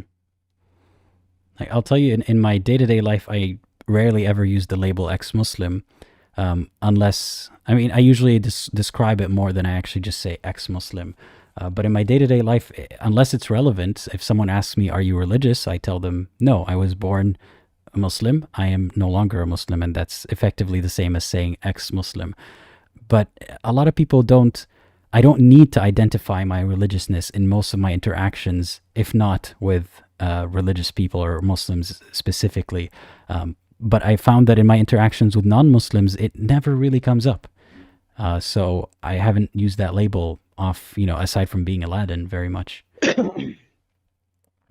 I did remember what one thing I wanted to talk about, and it was when you were talking about the previous caller's description of Islam and how maybe Allah brought, Islam and morality as a sort of guideline for humans to then use as a springboard to develop further morality.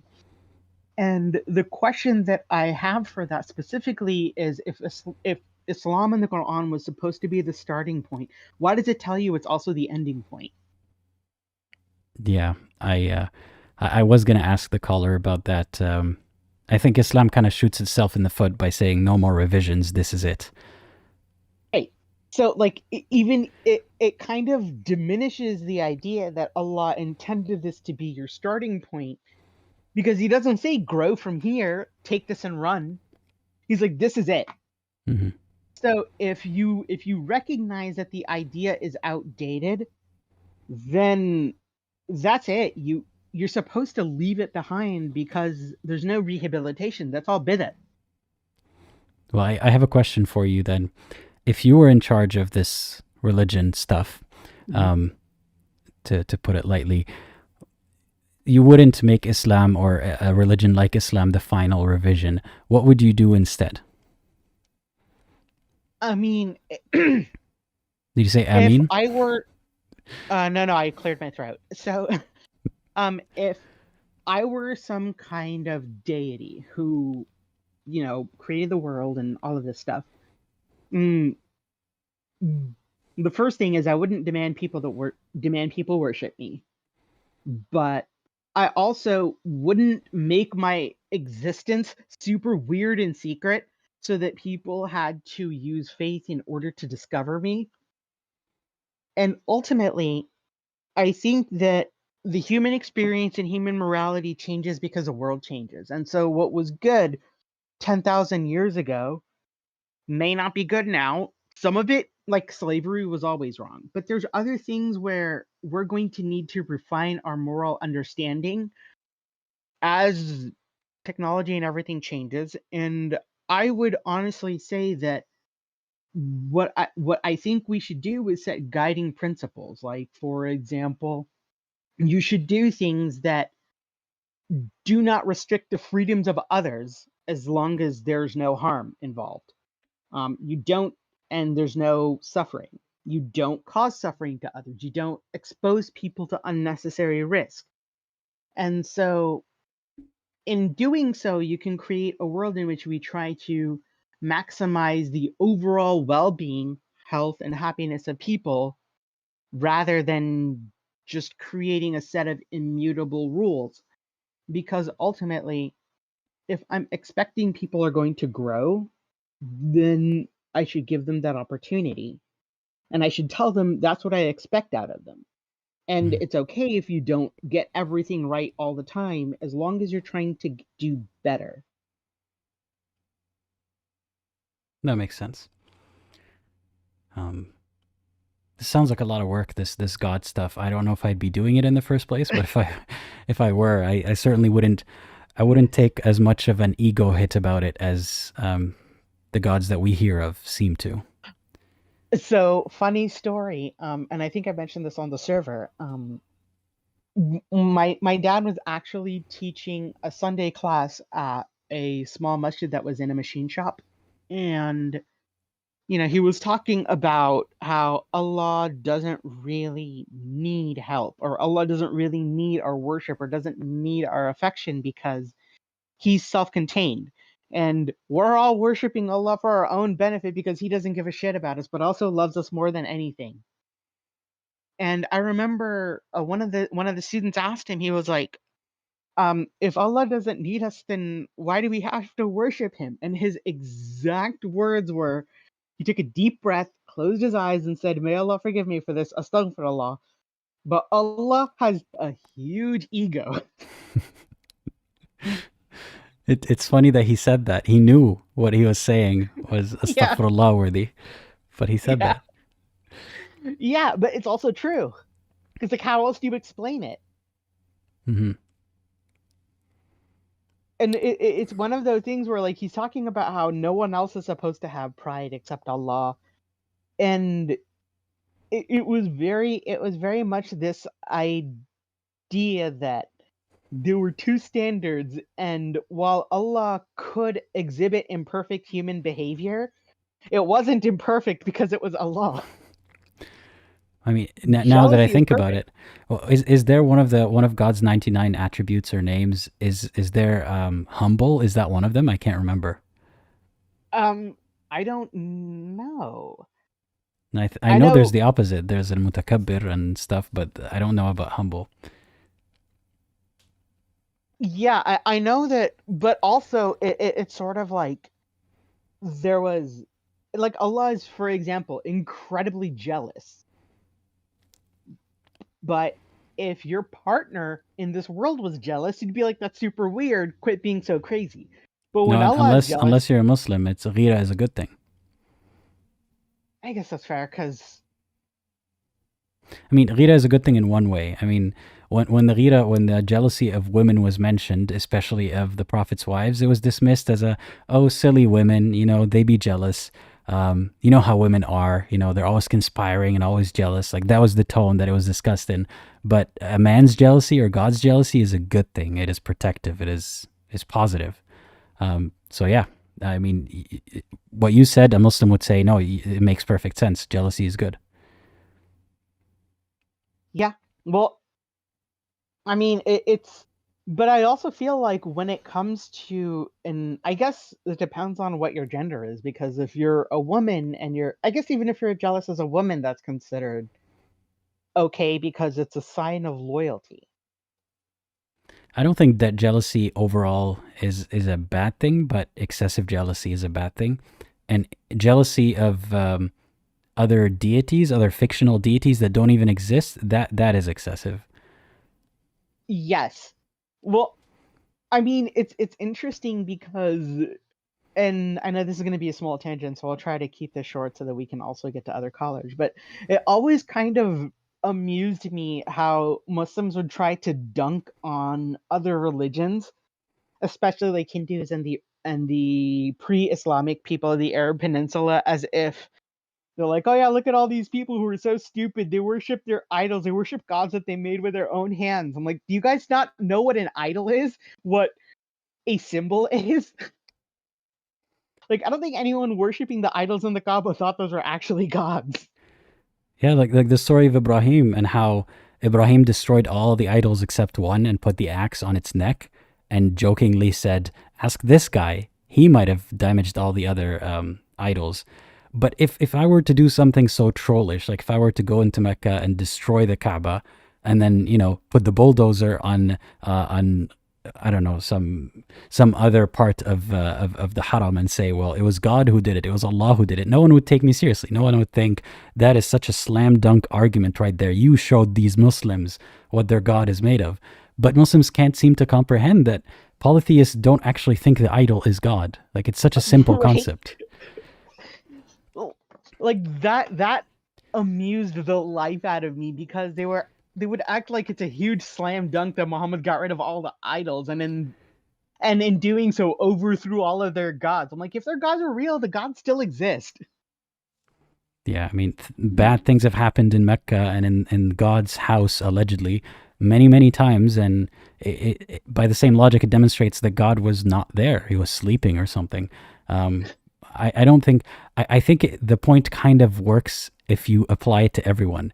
If God, if these polytheistic gods truly existed and they let Muhammad destroy all their idols and, they let Mecca get taken over, then that might be some sign that these gods aren't actually doing anything about it if they exist. But by the same logic, no one's physically stopping anyone from harming people at Mecca or the haram. And it's happened many times, accidents or otherwise. Mhm. That should also demonstrate the same thing, but it doesn't. Yeah, it's one of those things that's always kind of made me feel a little bit weird. Or, for example, when I've heard Muslims who want to criticize Islam, or not criticize Islam, but they want to criticize Christianity, and so they'll talk about the Trinity as if it's so ridiculous.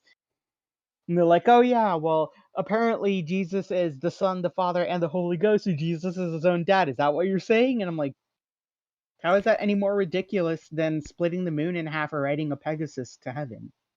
Or creating humans just to worship you. Like, well, what a desperate move. I mean, if you're going by logic, a lot of things aren't logical in Islam either.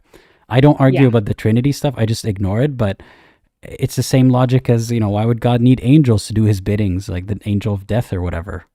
Is God not capable? It doesn't prove anything. Just like that doesn't prove to Muslims that God is not real. The Holy Trinity doesn't prove to Christians that God is not real. It's similar Right. to how they always say, how could there be more than one God? They would be fighting with each other. But that's not how gods operate. Right. And I mean, to be fair, it feels like it's an easy slam dunk, but the way that it gets interpreted is very different than the oversimplification. And I want to say as a closing remark, then before I head off and let other callers kind of jump in, if we're looking at which of Allah's servants I would feel the worst for, I feel like Israfil has the worst job because he's been standing there with the trumpet to his lips since Muhammad and hasn't been allowed to blow it. And who knows when he's going to be able to.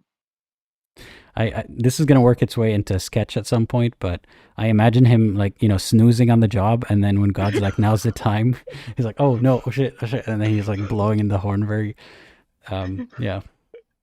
Like all of a sudden Allah hits a button, goes, all right, Qiyamah time. And he's just sitting there snoring. And then Allah goes out. He's like, what's going on? And all of a sudden he wakes up and blows the horn like 3 days late. Yeah. Yeah. I'm glad that we can laugh about this stuff. It feels relieving compared to when, it was terrifying and confusing. Yeah, definitely. Well, anyways, I'm gonna go ahead and let some other callers get on so you can also talk to them. Well, And thank you I for will joining see you today. It all. was nice talking to you as always, and I'll see you around on the server All probably. right, see you around. Bye. All right, bye-bye. All right. Thanks again to Fiona for calling. I will take the next caller now, unless there's a comment, a live chat or super chat that I would address before getting to the next caller. But I think that's all for now. Okay. I'll get to the next caller then. ApolloThinks, I hope you're ready because I'm adding you to the live stream now. Hey, Apollo, can you hear me? Yes. Hi, welcome to the stream. Tell me a little bit about yourself and why you're calling today. First of all, hey, how are you doing? I am good, thanks. What about yourself? I'm good. It has I want to say no long time no see, but I just watched 2 of your videos yesterday, so more accurately, no long time no talk. Yeah. I'm glad that you called today. Yeah, I'm glad that you're here. Thank you. So I have sorry, I'm just relocating myself. I'm at the office. I'm just going into a private room. I have a little list over here, and to begin with, I just want to kind of say a couple of housekeeping things, which is I'm trying on a new headset, so in case it goes berserk, I have a backup. Okay. Just let me know if something weird happens. Sure. Secondly, I wanted to say your volume keeps going down when you are like not talking to a caller, just a little bit. So I don't know if you know that or not. Interesting. No, I'll try to adjust for that. Thank you for letting me know. Yeah, so whenever you're talking to a caller, it goes up. Like maybe it goes down 20% when you're not talking to a caller. And then the third thing is you should make more announcements about make announcement videos about your Discord, like stuff that's going on, because I would have totally joined if you guys were watching Home Alone, if I had known about it. And I don't know if that's something you want to do, like if you want to really attract a lot of people to the Discord, but it is, it's a community that I don't know. I think people would be interested if they knew more about what was going on in the community. I don't know. It's just my thought. Yeah, I'm trying to, like, every now and then I make a small announcement about it, but I think I need to make a video talking about it a little bit. So yeah, but yeah, thank you for the suggestions. Systems theory. Yeah. So, do you want to start with Okay. a question from one of the live chats, or do you want to start by talking about what you want to talk about today? Okay, I want to start with something I want to talk about, and then I'll open it up to the questions. That's cool. But first of all, I wanted to say thank you for the amazing work that you do. Like you Thank bring you. a lot of intelligence, insightfulness, and empathy, and and genuineness to the conversation. And it's something that I don't really want to necessarily say it's missing, although I feel like it's missing. But it really allows a lot of people somewhere to land that when especially people who are feeling lost or who don't know what to do with themselves, their entire paradigm has been revolving around this one um, idea of of uh, you know um, God this, God that, whatever. And I think like there's a lot to deconstruct even after somebody has deconverted. Somebody's no longer, calling themselves a Muslim. There's still a lot that they need to process in how to live their life. And I know that when I have been in relationships which were not pleasant, and it took a long time for me to understand what was happening. It took months after the relationship was over. And I think it's kind of the same thing. If you spend years or decades in Islam, it takes a long time to to sort of relearn how to walk, and you're helping a lot of people with that journey. So I want to say, I'm sure lots of people thank you, but I want to say on behalf of everybody who wants to and who hasn't had a chance to, thank you so much for everything that you do. Well, I appreciate it a lot, and yeah, I'm glad that I am able to offer that for others, as I myself needed it in the past, and as I continue to get that same value, even though it seems like I'm providing it, I'm also getting it. This is helping with closure and moving on in ways that people might not realize. So I'm glad I'm able to do this. That's awesome. Yeah. Cool. And like, your community is freaking fantastic. Our community, because I'm part of it, but the community is freaking fantastic. I mean, people who are um uh, volunteering to help with the call screening and stuff. Like I know that it wouldn't be possible for you to do this if it wasn't for their help, and that like the fact that they are helping is making a massive difference to the quality of my life because it enables you to be there, right? And so yeah, so thank you to all the volunteers. Yeah, a huge thank you to them. I wouldn't be able to do this without them. I was burning out. Like without this support, I was doing everything myself, and it is extremely difficult. So I thank them every time, but I'm glad that you are also recognizing them. So everyone in the live chat, please thank our community members for their support and their actual effort. Like there's always someone, at least one or multiple people helping with these live streams. So thank you to all of them. Yeah. Cool. So that was the important stuff. I had a bunch of stuff that I wanted to talk about myself, but you know what? If you have questions you want to put up, let's do that. I mean, I had one question, and then I guess we can get to the list that you wanted to talk about. Lost Okay. Fan, thank you for the super chat. Lost Fan is saying, what role, if any, do you feel moderate Muslims play in making Islam more suitable, like how Christianity is? How does that play out or look like? And they're talking about reformation of Islam. What are your thoughts on that? Wow, that's an interesting question. My background, like I don't come from a Sunni Muslim background, so there's Mhm. gonna be a lot of things that I don't really understand, like that apply to 90% of Muslims, right? Mhm. But I guess then you might not have the background to answer that question personally. yeah, So tell us a little yeah. bit more about your background, and then I'll attempt to answer that question later. Okay, great. Okay, so um, I'm a non-Arab. I am I'm a former Ismaili Muslim. So Ismailis are a small sect of Shia, and overall world population, I think, is somewhere in the vicinity of maybe 2% of the Islamic world. And I call myself a former Muslim as opposed to an ex-Muslim.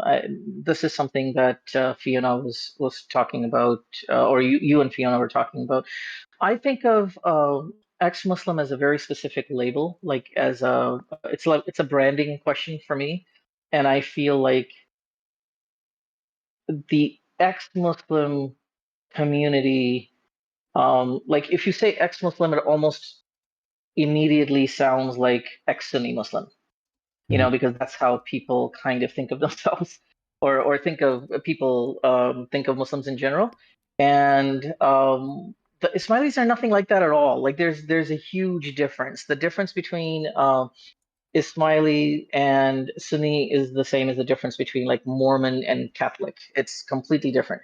Now, it's not cultish at all. It's actually Ismailis are very, very secular in their day-to-day activity. And they're very pro-education, pro-science, pro-technology, pro-integration into Western systems, in a positive way. Not don't look at the whole world as infidel or anything like that. And in general, like I have never heard in my entire life, I'm in my 40s, so and I left Islam about I don't know 5 years ago, let's say. I kind of lost count. Um, so in let's say 35 years, not one mention, not one beep about hell, right? Is just not part of the Ismaili belief system. It is not, you must believe this way, otherwise you're going to go to hell. It is not like it is about loyalty. Um, there is sin and the opposite of sin, which is, I guess, hasanat, the positive points. And there is a whole framework around there, but there isn't. You must believe or you'll go to hell. Mhm. So in that sense, I feel like I'm very different. Like I don't even understand. I don't even understand what Islam, the way it is seen by most Muslims, is about, in a sense. You don't Yeah, understand Sunni Islam because of your background in Ismaili Islam. yeah, because we sort of look at the Quran almost like a historical book. Like it's legit. We as in, my former self, we think of it as like a valid part of our history, but that's not how we live our lives. Mhm. So, um, Quran is kind of there in kind of a qualified way. Um, uh, uh, Hell isn't really something that we think about ever. Um, in fact, this was a question, like I gone to religious classes when I was young, and this is a question that came up. And the answer, the official answer, this was straight out of the religious textbook of Ismailis, is that heaven, which was in quotes, heaven, quote unquote, is to be with Allah. It is fanafillah. It is to be one with God. And hell is the opposite of that, is to be away from God, is I've to heard be that deprived of sentiment God. among Christians before. Yes, I have heard it. So, from what I understand, I'm still doing some research on this. There's a fantastic YouTube channel called Let's Talk Religion. Guys, absolutely fantastic. Um, he was talking about Neoplatonism. So, my impression, and I don't speak authoritatively about this at this point, but my impression is that Neoplatonism, which came from Plotinus's philosophy, it grew into both Islam and into Christianity of that era. And I believe like Sufism. I could be wrong about this, but this is how I understand it. Sufism was fueled or fed by Neoplatonist ideas, and on the Christianity side, it's also the same type of thing. It's like a lot of modern Christianity is based on um, uh, Neoplatonism, because if you go back, if you look at how Christianity was practiced 2,000 years ago, it doesn't resemble modern Christianity at all. They're completely different, which is understandable. I mean, I'm sure that's true for every religion.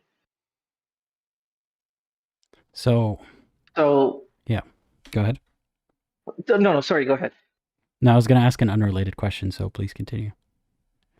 Well, so it, it so when you said that it sounds like, to be with God and to be away from God, like you said, that sounds familiar. It doesn't surprise me that Ismaili thought has some resemblance to modern Christian thought in that sense, because there's a common source, kind of. Mm-hmm. Okay, I see what you mean. Well, this is a question that I've seen in the chat for you. Okay. What made you no longer an Ismaili? Oh, you got an hour? It's I mean, the Cliff Notes version of it. yeah. Um, Look, at the end of the day, it wasn't causing any harm to me, and I think that Ismailis in general, Ismailis of the world, the Ismaili beliefs and practices often does more good than harm, honestly. Um, but it just isn't true. It isn't true. Like it's this whole Ismailis essentially worship a man who is supposedly the direct descendant. So, okay, so a little bit of history lesson for anybody who doesn't know, and I'm sure a lot of people know this already, but after Prophet Muhammad, or before Prophet Muhammad died, supposedly he announced that Ali will be his successor. Okay. Either not everybody heard it because they didn't have, I don't know, instant messaging at the time or whatever, um, or just people conveniently decided not to believe him. But a lot of people didn't believe him. The people who followed him became known as the Party of Ali, the Shias, and the people who did not follow him became the Sunnis, right? Um, the Aga Khan, who is around today, it's a person who's alive today, is the direct descendant, or at least supposed to be the direct descendant of Ali. And so all the other branches of Shia, basically, there has been branches based on um,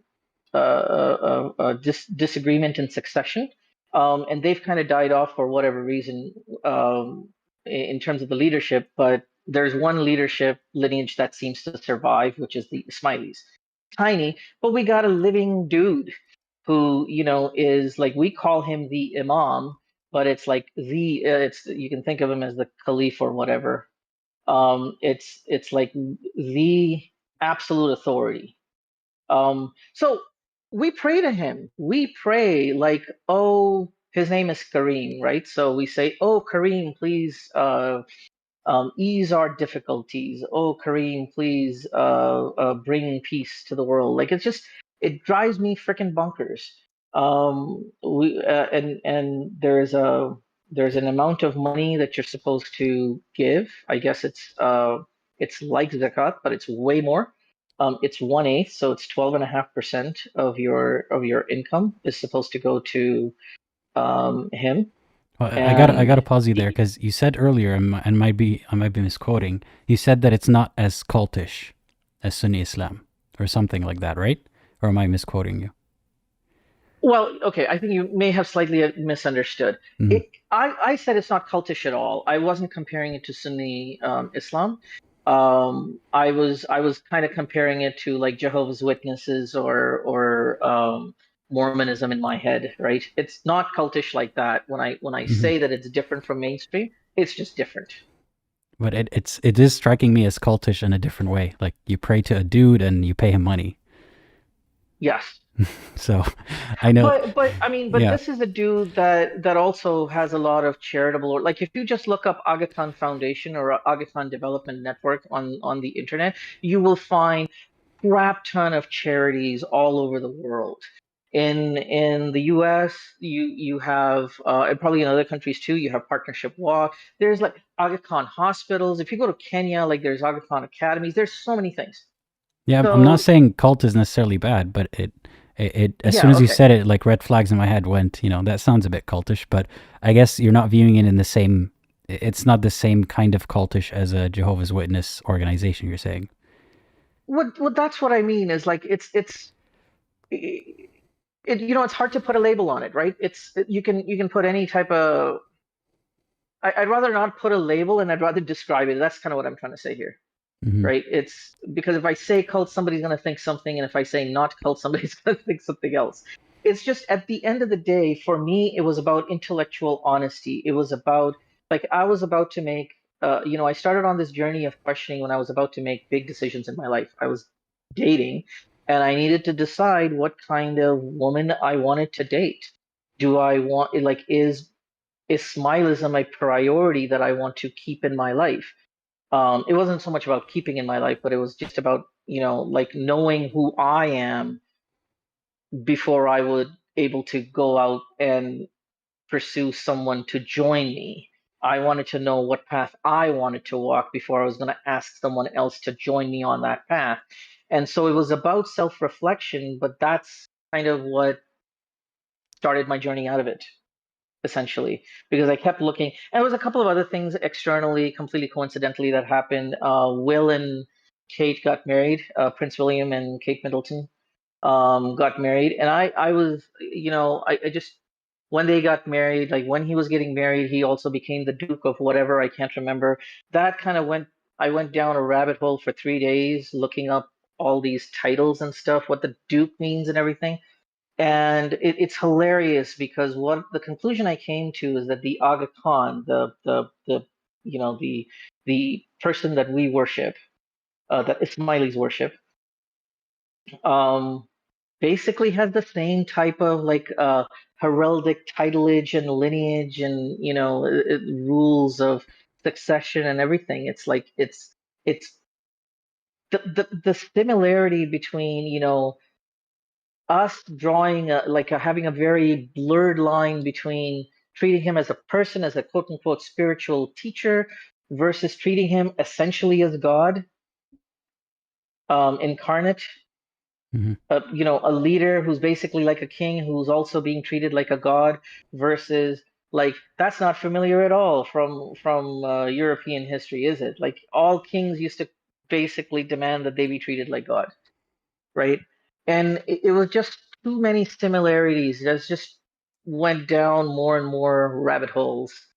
Um, and I came out with kind of a realization that, I mean, like I was always tentative about it to begin with. I was never like whatever the equivalent of Bible thumping um, is for, I guess, for Ismailis. I was never a heavy duty, hardcore devout anything. Um, but I believed in a very clean and wholesome God, and one whose role in humanity was to be a teacher and a guide, and to a large extent, who allowed us to make mistakes because it was a process for us to learn and grow. And like I grew up believing that I don't want to say all religions, but like many religions, most religions were right. I never grew up believing that, oh, Ismailism is right, therefore everything else has to be wrong. I never believed that ever. I always believed that, if God existed, then it makes sense for him to send more than just one teacher. And different teachers in different languages, different countries, different times, with different books and different, parables and examples and whatever, different textbooks, um, if you and I both went to two different schools at two different times to learn, business, we both got business degrees.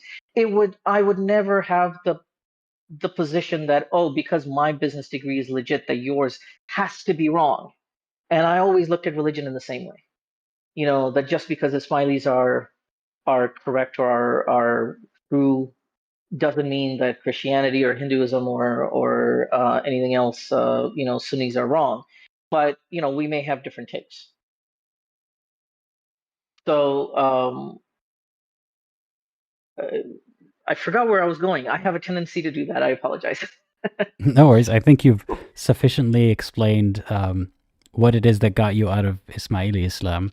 And Right. I think it's funny that, a royal marriage had something to do with it. Yes. So how do you feel about it now after having left? How do you feel about the religion, Ismaili Islam? Well, I think I'm going to answer the question this way, because it's something that was you and Fiona were talking about. I call myself a former Muslim, but what I mean by that is in the same way as, let's say, if I was from Indonesia, I would say, I was born in Indonesia. I'm an American, but I'm formerly from Indonesia. Like that. I don't think of it as X as in I want to have nothing to do with her. I think of it as it's still part of me in a cultural way, in terms of relationships, in terms of family, in terms of I'm sure that there are good things that I learned from it that I'm always going to carry with me. So that's roughly how I feel about it. I feel like there is there's a lot of good that came from it, and it does a lot of good, and I feel like there's a sense of cultural belonging in that culture or to that culture. Um, but yeah, I don't really have any hate towards anything. But I roll my eyes anytime anybody says, "Oh, you're having difficulty, like you want good marks on your exam, so you should pray." I just want to head slap. It just makes no sense to me. Well, I have a bit of a segue here. Sure. So it sounds like our motivations for talking about the topic or our experiences are very different. That's for sure. Yes. Yes. And I have it on good authority that you're starting a YouTube channel, at least one, if not Yes. more. Yes. Right. So the one that is most relevant to what we're talking about today, what do you hope to achieve with that channel? What do you hope to talk about? And since your motivations are so different to mine, it doesn't seem to be fueled by, if I understand correctly, it's not about Okay, that's a good question. ex-Ismailism or, what it means to have Right. left Ismaili Islam. So what is it about? Right. That's a really good question. To me, once I left, it took me a while to be able to tell myself that I was an atheist. Like to say that I don't believe in X, Y, and Z tenets of Ismailism was a lot easier than to say I don't believe in any type of God. And once that settled in, once that sunk in, it hit me like a ton of bricks. I just suddenly realized how much carrying that weird belief system, and I'll just put all Muslim, like I'm not talking about specifically to Islam or Ismailism. I'm just talking about religious beliefs in general, which are just like, you're opening this door for supernatural whatever. Um, it it it it it dawned on me how much leaving that crack open was hindering my clear thinking ability. It was interfering with my objectivity in life in general. It was hindering my critical thinking. It was hindering my decision, no matter how unrelated to religion it was. It was hindering my decision about whether or not to trust someone, whether, which car brand, Apple or Android. Like it was impacting me in such a weird and pervasive way across the board that and I imagine this doesn't affect everybody in that way necessarily, but it wasn't a little thing, and and that's why I kept going to ask myself the question, hey, what is um like is this real or not? Is this true or not? Because it's an important question. If you are like, if God is real, like, think about this for a second. There are billions, that probably, my estimate, and I could be wrong about this, it could be more, but my estimate is about 5 billion people in the world believe in, maybe 6, that believe in something supernatural, something godlike. Um,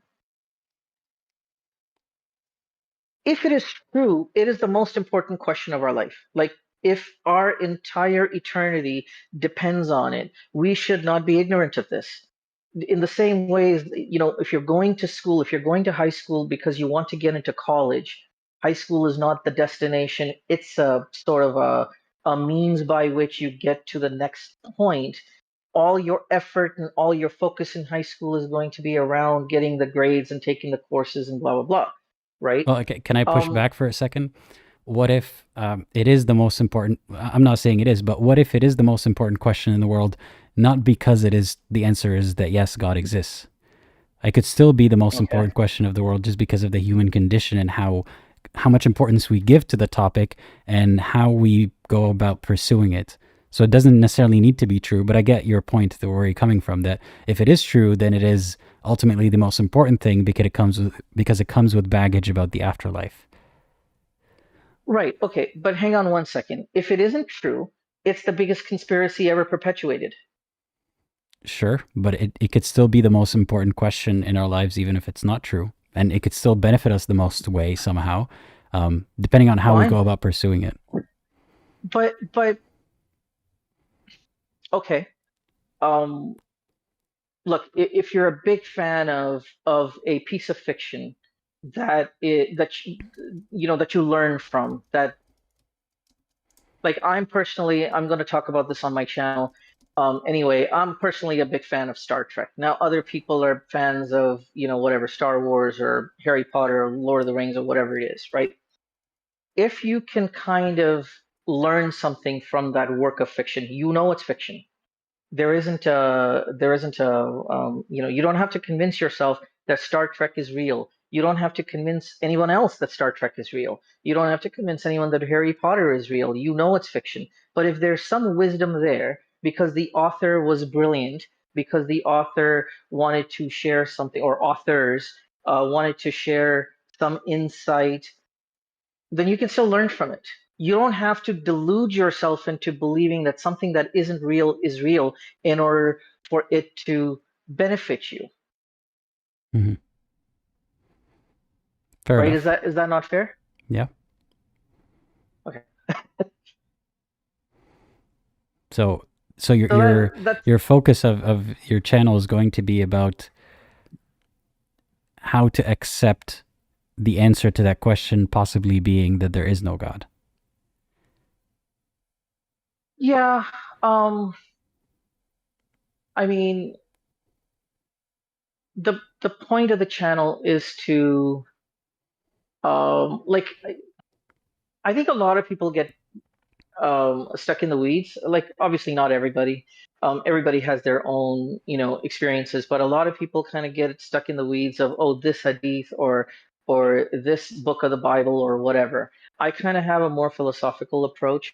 It's like, to me, there are larger principles that don't make any sense. So you'll often hear people talking about the Bible in this way. where they talk about, oh, the Bible contradicts itself. Chapter 1 contradicts chapter 7. I don't really care about chapter 1 contradicting chapter 7. I care about chapter 1 contradicting reality. And I think that is a fair way to look at it. So I look at it from a sort of a philosophical point of view. Mm-hmm. From a like, why would God want worship? Like, let's say God does exist. What is this whole worship thing? What is all this worship stuff about? Like, would you create ants? Like, because compared to God, we're not even ants, right? We're tiny. We're like molecules. Would you create molecules and then be like, no, I'm going to make you molecules suffer if I I can play devil's if you don't advocate. worship me? The punishment part I don't get, but one could argue that the worship is a means to increasing the well-being of humans. But obviously, if we can demonstrate that humans can have a higher well-being without it, or if it reduces their well-being, then it's no longer applicable. But one can make the argument that it's just a means to improving their well-being. But then God wouldn't take it as personally as these religions seem to make it out to be. Let me ask you a question, because this is one I genuinely don't understand. What is the point of Islam? Are you asking me like what I mean is, like, how am I meant to answer that? No. Okay, so okay, I can say it this way. With Christianity, I understand that the premise is that we are born from original sin. Adam and Eve committed a sin. We are born from that sin. We inherit their sin because we are their descendants. And Jesus died on the cross so that our sins can be forgiven. It doesn't make sense to me, but at least that's what the theory is, right? Jesus died to atone for the sins that we inherit. So we have to believe that Jesus died for realsies, right? He's actually a real, God incarnated into a person, died, and that forgives our sin. Otherwise, we'll go to hell. Okay, that's the premise. What's the point of Islam? I don't understand. What's the basis? I mean, if you believe the origin story, it's that God created angels and they worship him, but they have no choice in the matter. And that's not exactly what God wanted. So he created humans to make it a bit more interesting for himself, to give us free will. And those who choose to follow him, those are the good ones. And those who don't, those are the bad ones. And part of the origin story has to do with God creating Adam, teaching him everything. And then Shaitan refusing to bow down to Adam, unlike the angels who did bow down. So then God sends him to earth, or Shaitan says, I dare you, I challenge you that I will, take as many people as possible to hell. And God's like, well, the good ones aren't going to go to hell. So it basically started because God was bored. Like if you want it boils down to God wanted worship and God was bored. But the more canonical answer is we were created to worship God. You can find a lot more meaning in that, God is testing us. God is helping us thrive in this life so we can then thrive in the afterlife. God loves us, all that kind of stuff. But mostly it's to worship God. That is our purpose according to Islam. But the main argument about, convince me that why I should follow Islam, convince me why I should be a Muslim. The persuasive answer over here is that's what your intention, like that's what God's intention was. That's why you were intended. Is that it? I mean, I don't know if it's meant to be the most persuasive, but yeah, that is supposed to be the reality of it. That's the reality of it. Reality doesn't have to be appealing or persuasive. It is reality. No, okay, yeah, I buy that. It's weird. It kind of feels pointless to me. From your perspective, but even from God's perspective, we're only thinking about this as humans, right? And again, here I go playing devil's advocate or God's advocate. in this Yeah. case, which I would argue is the real devil in the story. But anyway, Right. if you were to say that one person's worship adds a certain value to God, you know, it's all, I don't know where I was going with this. It's all infinitesimally small. It's insignificant, our worship, you know, to God. So I don't know how the collective worship adds up to something significant, or if God is actually doing it out of the goodness of his heart. But in that case, he would eliminate a lot of the things that would get us to suffer. You know, like you and I understand, God knows the formula that brings every person to their belief or to their death. And God would try to eliminate those people going to hell. But I don't know. I forgot where I was going with this. I'm not being a very good devil's advocate here. Okay. Yeah. I guess my point here is it just seems like the whole premise of Islam is that you should worship because worship. That you should worship because God said you should worship. And if you don't worship, then God will condemn you. So worship at gunpoint, damn it, you know, is what it kind of seems like to me. And I'm asking this because I'm trying to not strawman Islam. I'm trying to understand maybe there's a dimension that I'm missing that, you know, perhaps you from your background would have been able to No, I'm very ascertain biased in the that answer I missed. because I don't remember the name of the bias, but it's a bias in my recollection. I'm sure I have heard of more reasons, but the ones that stood out to me the most as most ridiculous or ludicrous or most sensible, even despite all being ludicrous, might have been these ones. So I think you'd be better suited asking a person who's promoting Islam.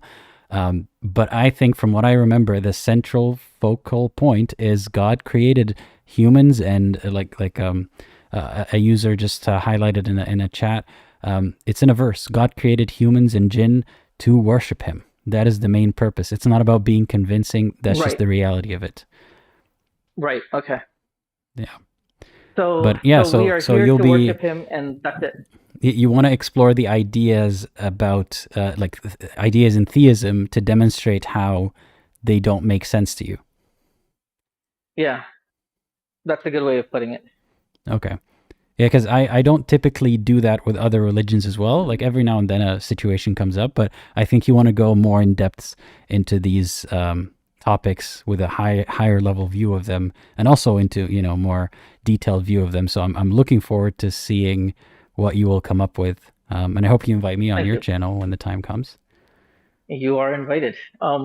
Yeah, no, I'm looking forward to that. I want to understand. I want to steel man all the different positions. I want to understand what Hindus believe in, what they get out of it, what Buddhists believe in, what they get out of it, how it brings value to them. Because I don't accept the idea that religion has been so prevalent and survived for so many, probably tens of thousands of years, in all of these cultures without bringing any benefit. There has to be some benefit to society that is brought, and I think that that should also be looked at. But I mean, I think today, at least you and I are keenly aware of the harm that it's causing, and I think that, you know, I think that we should look at both of those things, and and I think that the religious have a lot more in common with each other than people realize. Like, I don't think that Islam and Christianity are as different as people think they are. You know, so those are the kind of things that I'm going to be looking at. Makes sense, and I'm looking forward to hearing you talk about these topics, because God knows I'm sometimes very bored of some specific details about these topics that I don't want to explore them further. So I'm glad that someone with a fresh enthusiasm for them is going to be doing that. Thank you. Yeah. And again, dude, you have been just phenomenal. Like, look, I'm quite in your face type of personality. You know, I'm rambunctious. I'm somewhat confrontational. You are just incredibly soft spoken and open and willing and welcoming to people, and you allow people to come on your platform and share, and you just listen so patiently, and My hat's off to you so much. So just thank you so much for all the work that you do. Thank you. I appreciate you saying that a lot. And yeah, I appreciate your support from the very beginning. And I'm glad to have you here. Thank you. And I hope to converse again with you soon. And I hope you have a great Looking rest of your forward to day. it. Yeah. Thank you. Thank you. Take care, buddy. Bye-bye. Thanks again to ApolloThinks. There will be links in the description, I suppose, when he does create his channel. I want to... a bunch of people have suggested that I join a show called The Line. I've heard of it, but I've never watched it before, so I will do that later and reach out to them because it does seem interesting. They're live streaming right now, which is, you know, copycats, but whatever. I'm sure they did it first. So I want to answer this question before getting to the last caller. Lost Fan is asking, what role, if any, do you feel moderate Muslims play in making Islam more suitable, like how Christianity is? How does that play out or look like? I think what they mean to ask is about reform. In their follow-up questions, they asked about reform. Let me start by saying that I have spoken to many people that I would consider to be moderate Muslims through this channel. And I appreciate every single one of them. I appreciate every single caller, whether or not they are moderate, for choosing to be here, for choosing to expose their thoughts to everybody and to discuss them together. And I do appreciate their contribution. One thing that I noticed is that it's hard to define what moderate Islam is. I mean, it's hard to define what Islam is in general, but specifically moderate Islam, I found that it's on very shaky grounds. It all depends on what parts of the religion you choose to interpret and how you choose to apply them. And I'm not criticizing those people for applying their religion that way. If anything, it may be more beneficial for them and for humanity. But it's harder to codify it, in my opinion, than it is to rely on more mainstream interpretations of Islam from what I've experienced so far. And I think that moderate Muslims have a tough job ahead of them because of that, because it takes a lot more flexibility to reach those conclusions, and because they'd face a lot of hostility from other Muslims as well. So this is not to discredit any moderate Muslims who are putting in a lot of effort to share their beliefs and maybe even popularize them in the Muslim world. I'm sure they do exist. It's just a very difficult job for them to do. So the question here having to do with, do they play a role in making it more adjustable, more suitable for the time? I think they do play a role, because how can you have moderate Islam without moderate Muslims? So of course they do. But as others have pointed out, it could also be a negative role in reformation, because sometimes I find that moderate Islam, or some shaky interpretation of a forgiving type of Islam, ends up being more of a shield for criticism of the actual religion, or of the more codified versions of the religion. And it's just nice enough that it gets people to stop thinking about it, whether they're Muslim or non-Muslim, and it doesn't let the actual work be done, which is pick apart the sources and decide what you're going to keep and make a new book, of this is what we're keeping from the religion. I think that is very difficult to actually do, because it is very blasphemous and very frowned upon, and people who try to reform Islam often face a lot of resistance. So yeah, that's as much as I can say about that. I hope to see some reformed version of Islam. That's, I suppose, the same way that Christians have some reformed version of Christianity today. I'm not very optimistic, but I'm not going to get in the way of people trying to do that. I just want them to not take away from criticisms that levied by people who experience different forms of Islam. I don't want them to be dismissive of those people. So that is what I think about that. Thank you for the super chat, Vision Plant. They're asking, since Neoplatonism was brought up, the point of worship in let me read this. Lambikian. Excuse me for the mispronunciation. In Lambikian theurgy. Do you mean to write theology? That my ignorance is showing. In removing what that which separates us from the gods, or which makes us believe that we are separated from them. So I guess by that belief we are at unity with the gods. That's something that I need to do more reading on. So thank you for the super chat. Nonetheless, I will keep this in mind. Let me save it for later. All right, so we still have one more caller. So I am taking the caller now. Hope you're ready, because I'm adding you to the live stream. Hey, Vandana, can you hear me?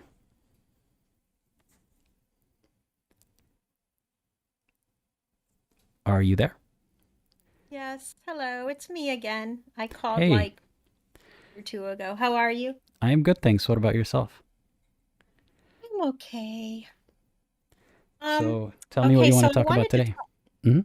yeah, I wanted to talk about this term pagan, but I just want to make a comment on what you were just talking, or what you addressed. Somebody wrote about moderate Islam becoming like, mainstream Christianity.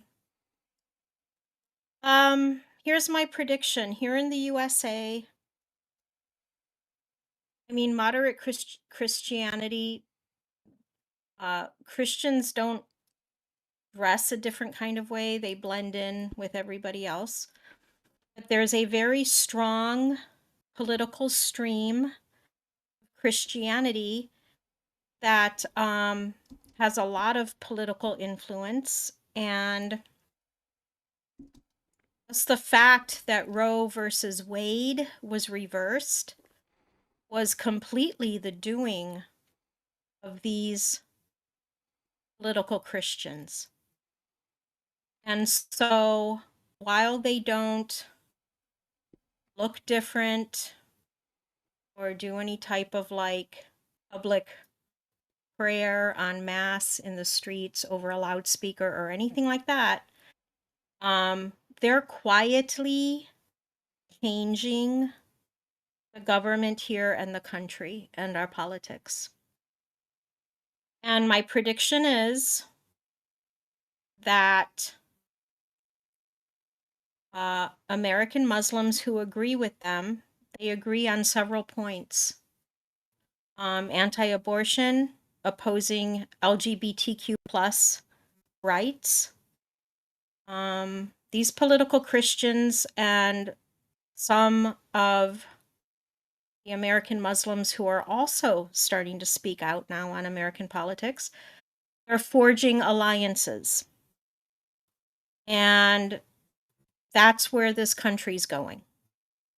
It's going towards right-wing politics. And the points that both these Christians and Muslims in the USA are really focused on are women's rights, women's access to safe abortions, and the LGBTQ plus issue. Mm-hmm. So I want to highlight something, though. I don't know much about American politics and where it's headed, but if I'm assuming what you're saying is true, the contribution of Muslims to the political sphere in terms of the conservative movement that you're describing, I would imagine is collectively as a voting power not that large in the U.S., but I do see the alliances that you're talking about. Right. It's very small now, Mhm. but they're going to, according to their websites and the chats and all of this, these two religious factions, these two religious factions are going to get more and more political. These Muslims, those types of Muslims are going to start voting right-wing Republican. Some already have. So it's coming down the pipe, as they say, or the pike, whichever one it is. It's coming. It's coming. But do you think that effect is? I mean, I don't necessarily disagree with you, but I feel like what's happening in the U.S., Muslims are just like 1%, maybe literally 1% of the population. I think that we feel it, like as ex-Muslims, we feel the effects of it, but I don't think it makes a difference in the trajectory of the country politically to that extent, given the numbers. Maybe it affects other Right, things not in yet. politics, but yeah. Yeah, Not I don't yet. know how Not quickly yet. the number could exponentially grow. I'm hoping to continue to see that second, third generation Muslim Americans are less and less extreme in their religiosity, but it's hard to tell at this point. Well, you know, it's interesting because I was listening to a show last week where actually it was two Muslims, um, two British Muslims, were discussing how ordinarily with immigration in the UK and I guess some other European countries, what they would see is that the first generation of immigrants who would be like the grandparents now, um, they were more religious, more conservative. Then their kids, um, less so. And then the grandchildren, or the young people now, even less so, very secular. But they said these two Muslims were saying that's normally the trajectory with every other religion except for Islam. And they were celebrating the fact. They said with Muslims, you see the grandparents are, quote, the slackers. The parents, a little bit more religious and observant and conservative. And the young people in their 20s are those who are going, all in religiously and conservatively. I just see this whole conservative wave um, with Christians and Muslims both. And maybe it won't amount to much, but at least here in the USA, the Christian conservatives, these really political Christians, I mean, it amounts to a lot. They practically control the government. What do you think can be done about that? What are the next steps?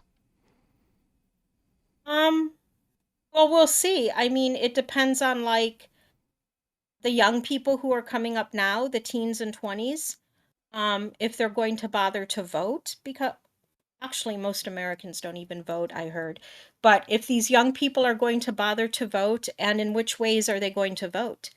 I mean, online kind of makes it look you online kind of makes it look like there's this whole wave of like conservatism that young people are taking to.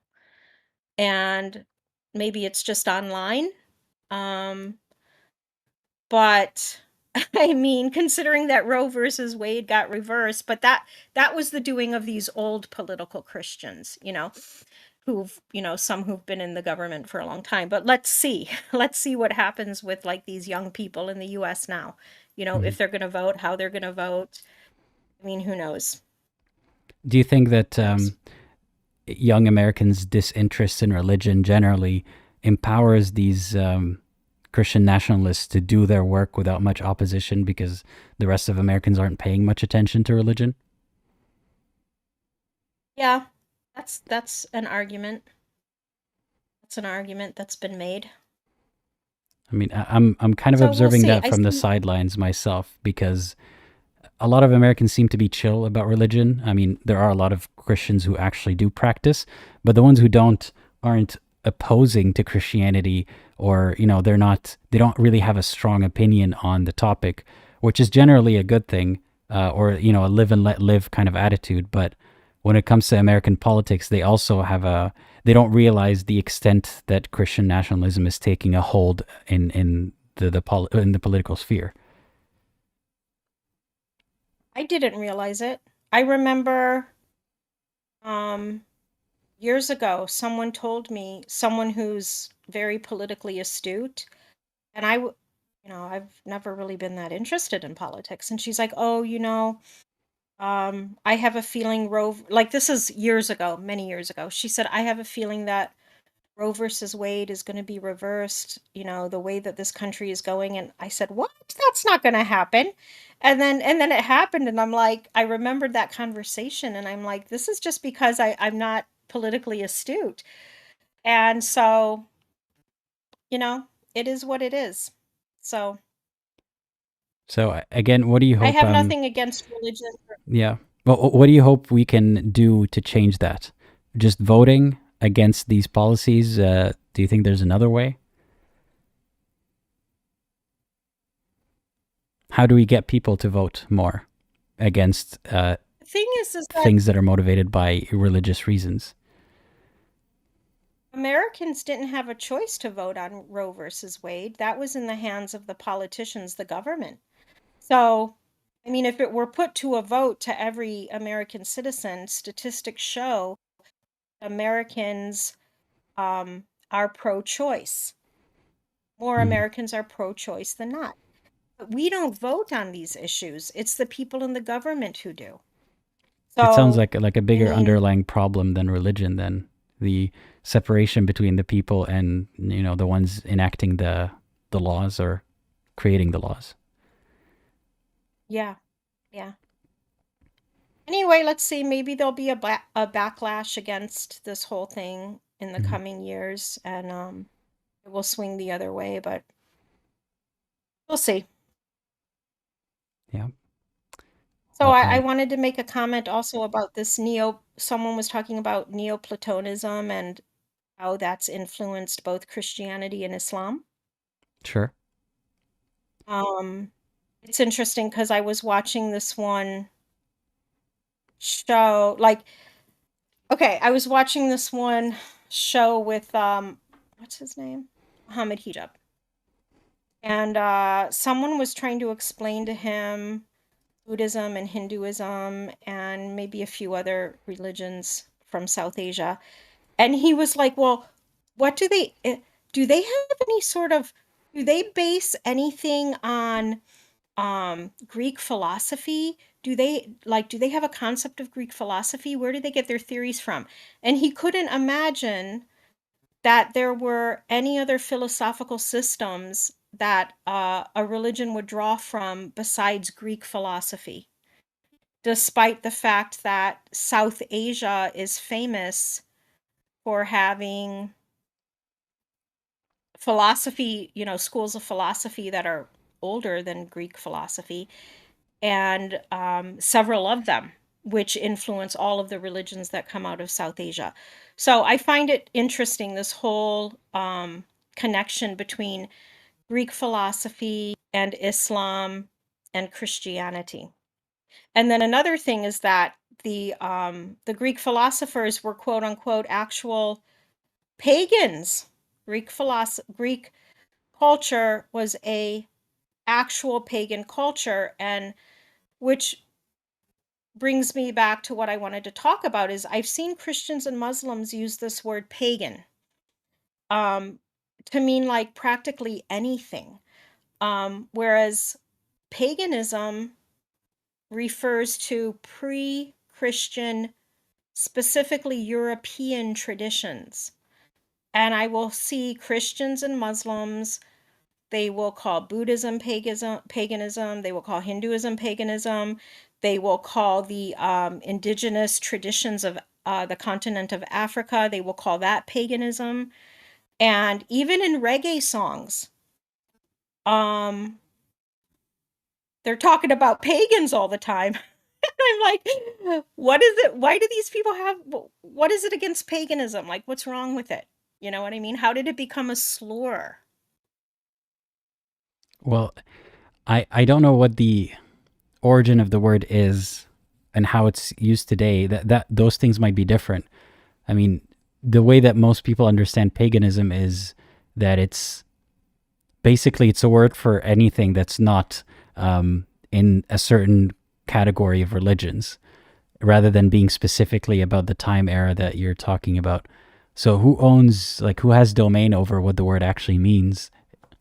Isn't the meaning of the word whatever people use it for? Well, in the dictionary, it refers to pre-Christian European traditions, specifically European, pre-Christian. What do you think people should label the other stuff then? They should label it what they are, like whatever the people from those regions of the world label it. I mean, unfortunately, the pagan traditions of Europe are practically dead.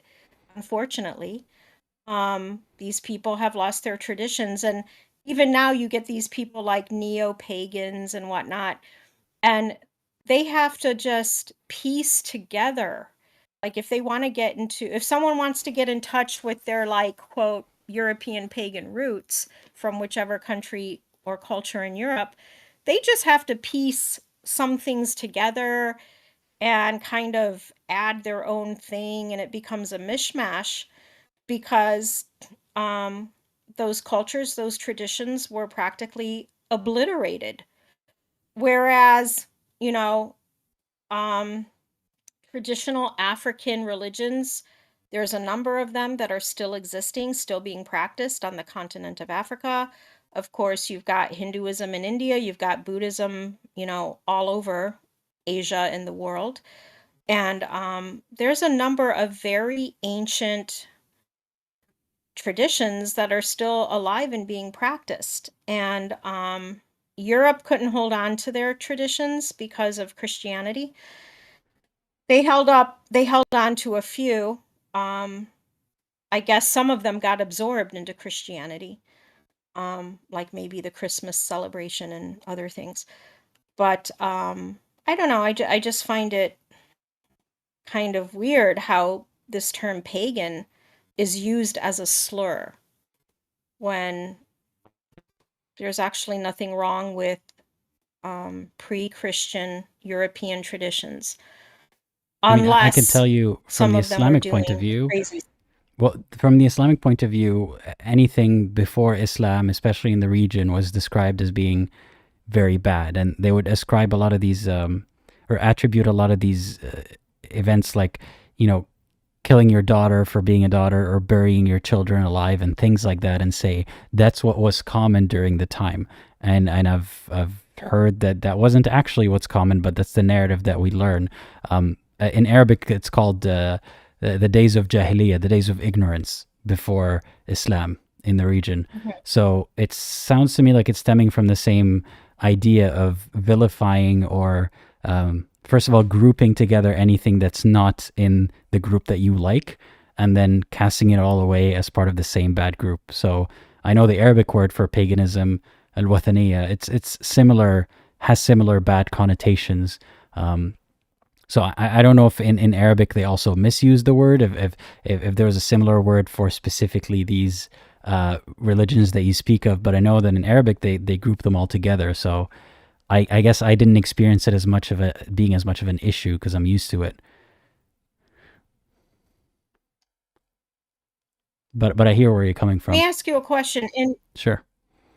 In Islam, when a person dies, and they're buried, what does Islam say happens to Islam has the concept of a soul, right? The soul inhabits the body.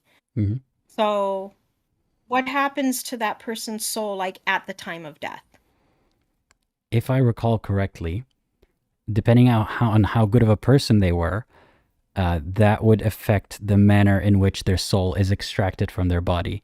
It could be extracted very easily, like, I can't remember the analogy exactly, but pulled out of their body very easily. It could be that the soul is fighting to remain in the body because it's afraid of going to see God and all that kind of stuff. So it depends on the person, but my understanding is it gets extracted as the person is dying. And on a similar side note, when we go to sleep, your soul apparently ascends to God, or your soul leaves your body while you're asleep. There's also that belief in Islam. But at the time of death, I thought whether you go to heaven or hell is dependent on resurrection of your body at the end of time, right? Yeah, like So then in it's the meantime, where does there's a lot of these in between stages where how you're treated or how your existence is depends on whether or not you're a good person, or depends on your judgment, even though you're not supposed to know your judgment yet. That didn't happen till the afterlife, or when God resurrects everybody. So yeah, there's a lot of confusion there. Like in the grave, there's the belief that there might be torture or there might be a reward. But if you're already getting torture or reward, doesn't that indicate something about your afterlife? I don't have the answer to that. I know that there's a lot of conflicting stuff in Islam because there's a lot of stuff that's just added on, not really necessarily caring about whether or not it fits with the rest of the lore. So I think that's maybe one of them. How your soul gets extracted of your body has to do with how good of a person you are, but it's also prejudgment somehow. Right. So then do they have like a temporary place where all these souls go until the body's resurrected? So I know that in the grave you could be tortured, or you could see a window to heaven or a window to hell for your spot in either of them. So I don't know if your soul is physically going to be in the grave with you. It's all very symbolic. And I know that there's an in-between area called Al-Barzakh. I don't remember much about it. All I know is that there was so much, and a lot of it overlapped and conflicted, that at some point I stopped caring about the details because they just confused me. Oh, okay. Alrighty. Well, that's Yeah. all for now. They wanted me to keep it short because it's getting late. Well, thank you again for calling again. It was nice talking to you. You too. Thank you. Yeah. Have a great rest of your day or night. Same Bye-bye. to you. All right. Thanks again to the caller. I don't think there's any super chats that I've forgotten to read, but I think that wraps it up for today. So I want to remind everybody, on Friday, I'll be making a post about this soon, but on Friday I'll be appearing on Sahil Exmuslim's channel. If you would like us to talk about a specific topic, or if you would like me to include a certain question or another, please do mention it in the chat after this live stream is over. And again, I would like to thank all my supporters, YouTube members, Patreon members, people who donate, and people who've volunteered their time and effort to help with this channel. I really, really appreciate it. I could not have done it without you guys. So thank you all once again. If you'd like to be a supporter, links are in the description. I really mean this when I say this is not possible without you. And every time someone calls and says that I've helped them a lot, I want to remind them that this is not just me. This is everyone who's behind me helping me do this. So I want to thank you all for being there. And as always, think critically and think for yourself. Now I'm going to try to time this right. I don't always time this right. Let's see if this works.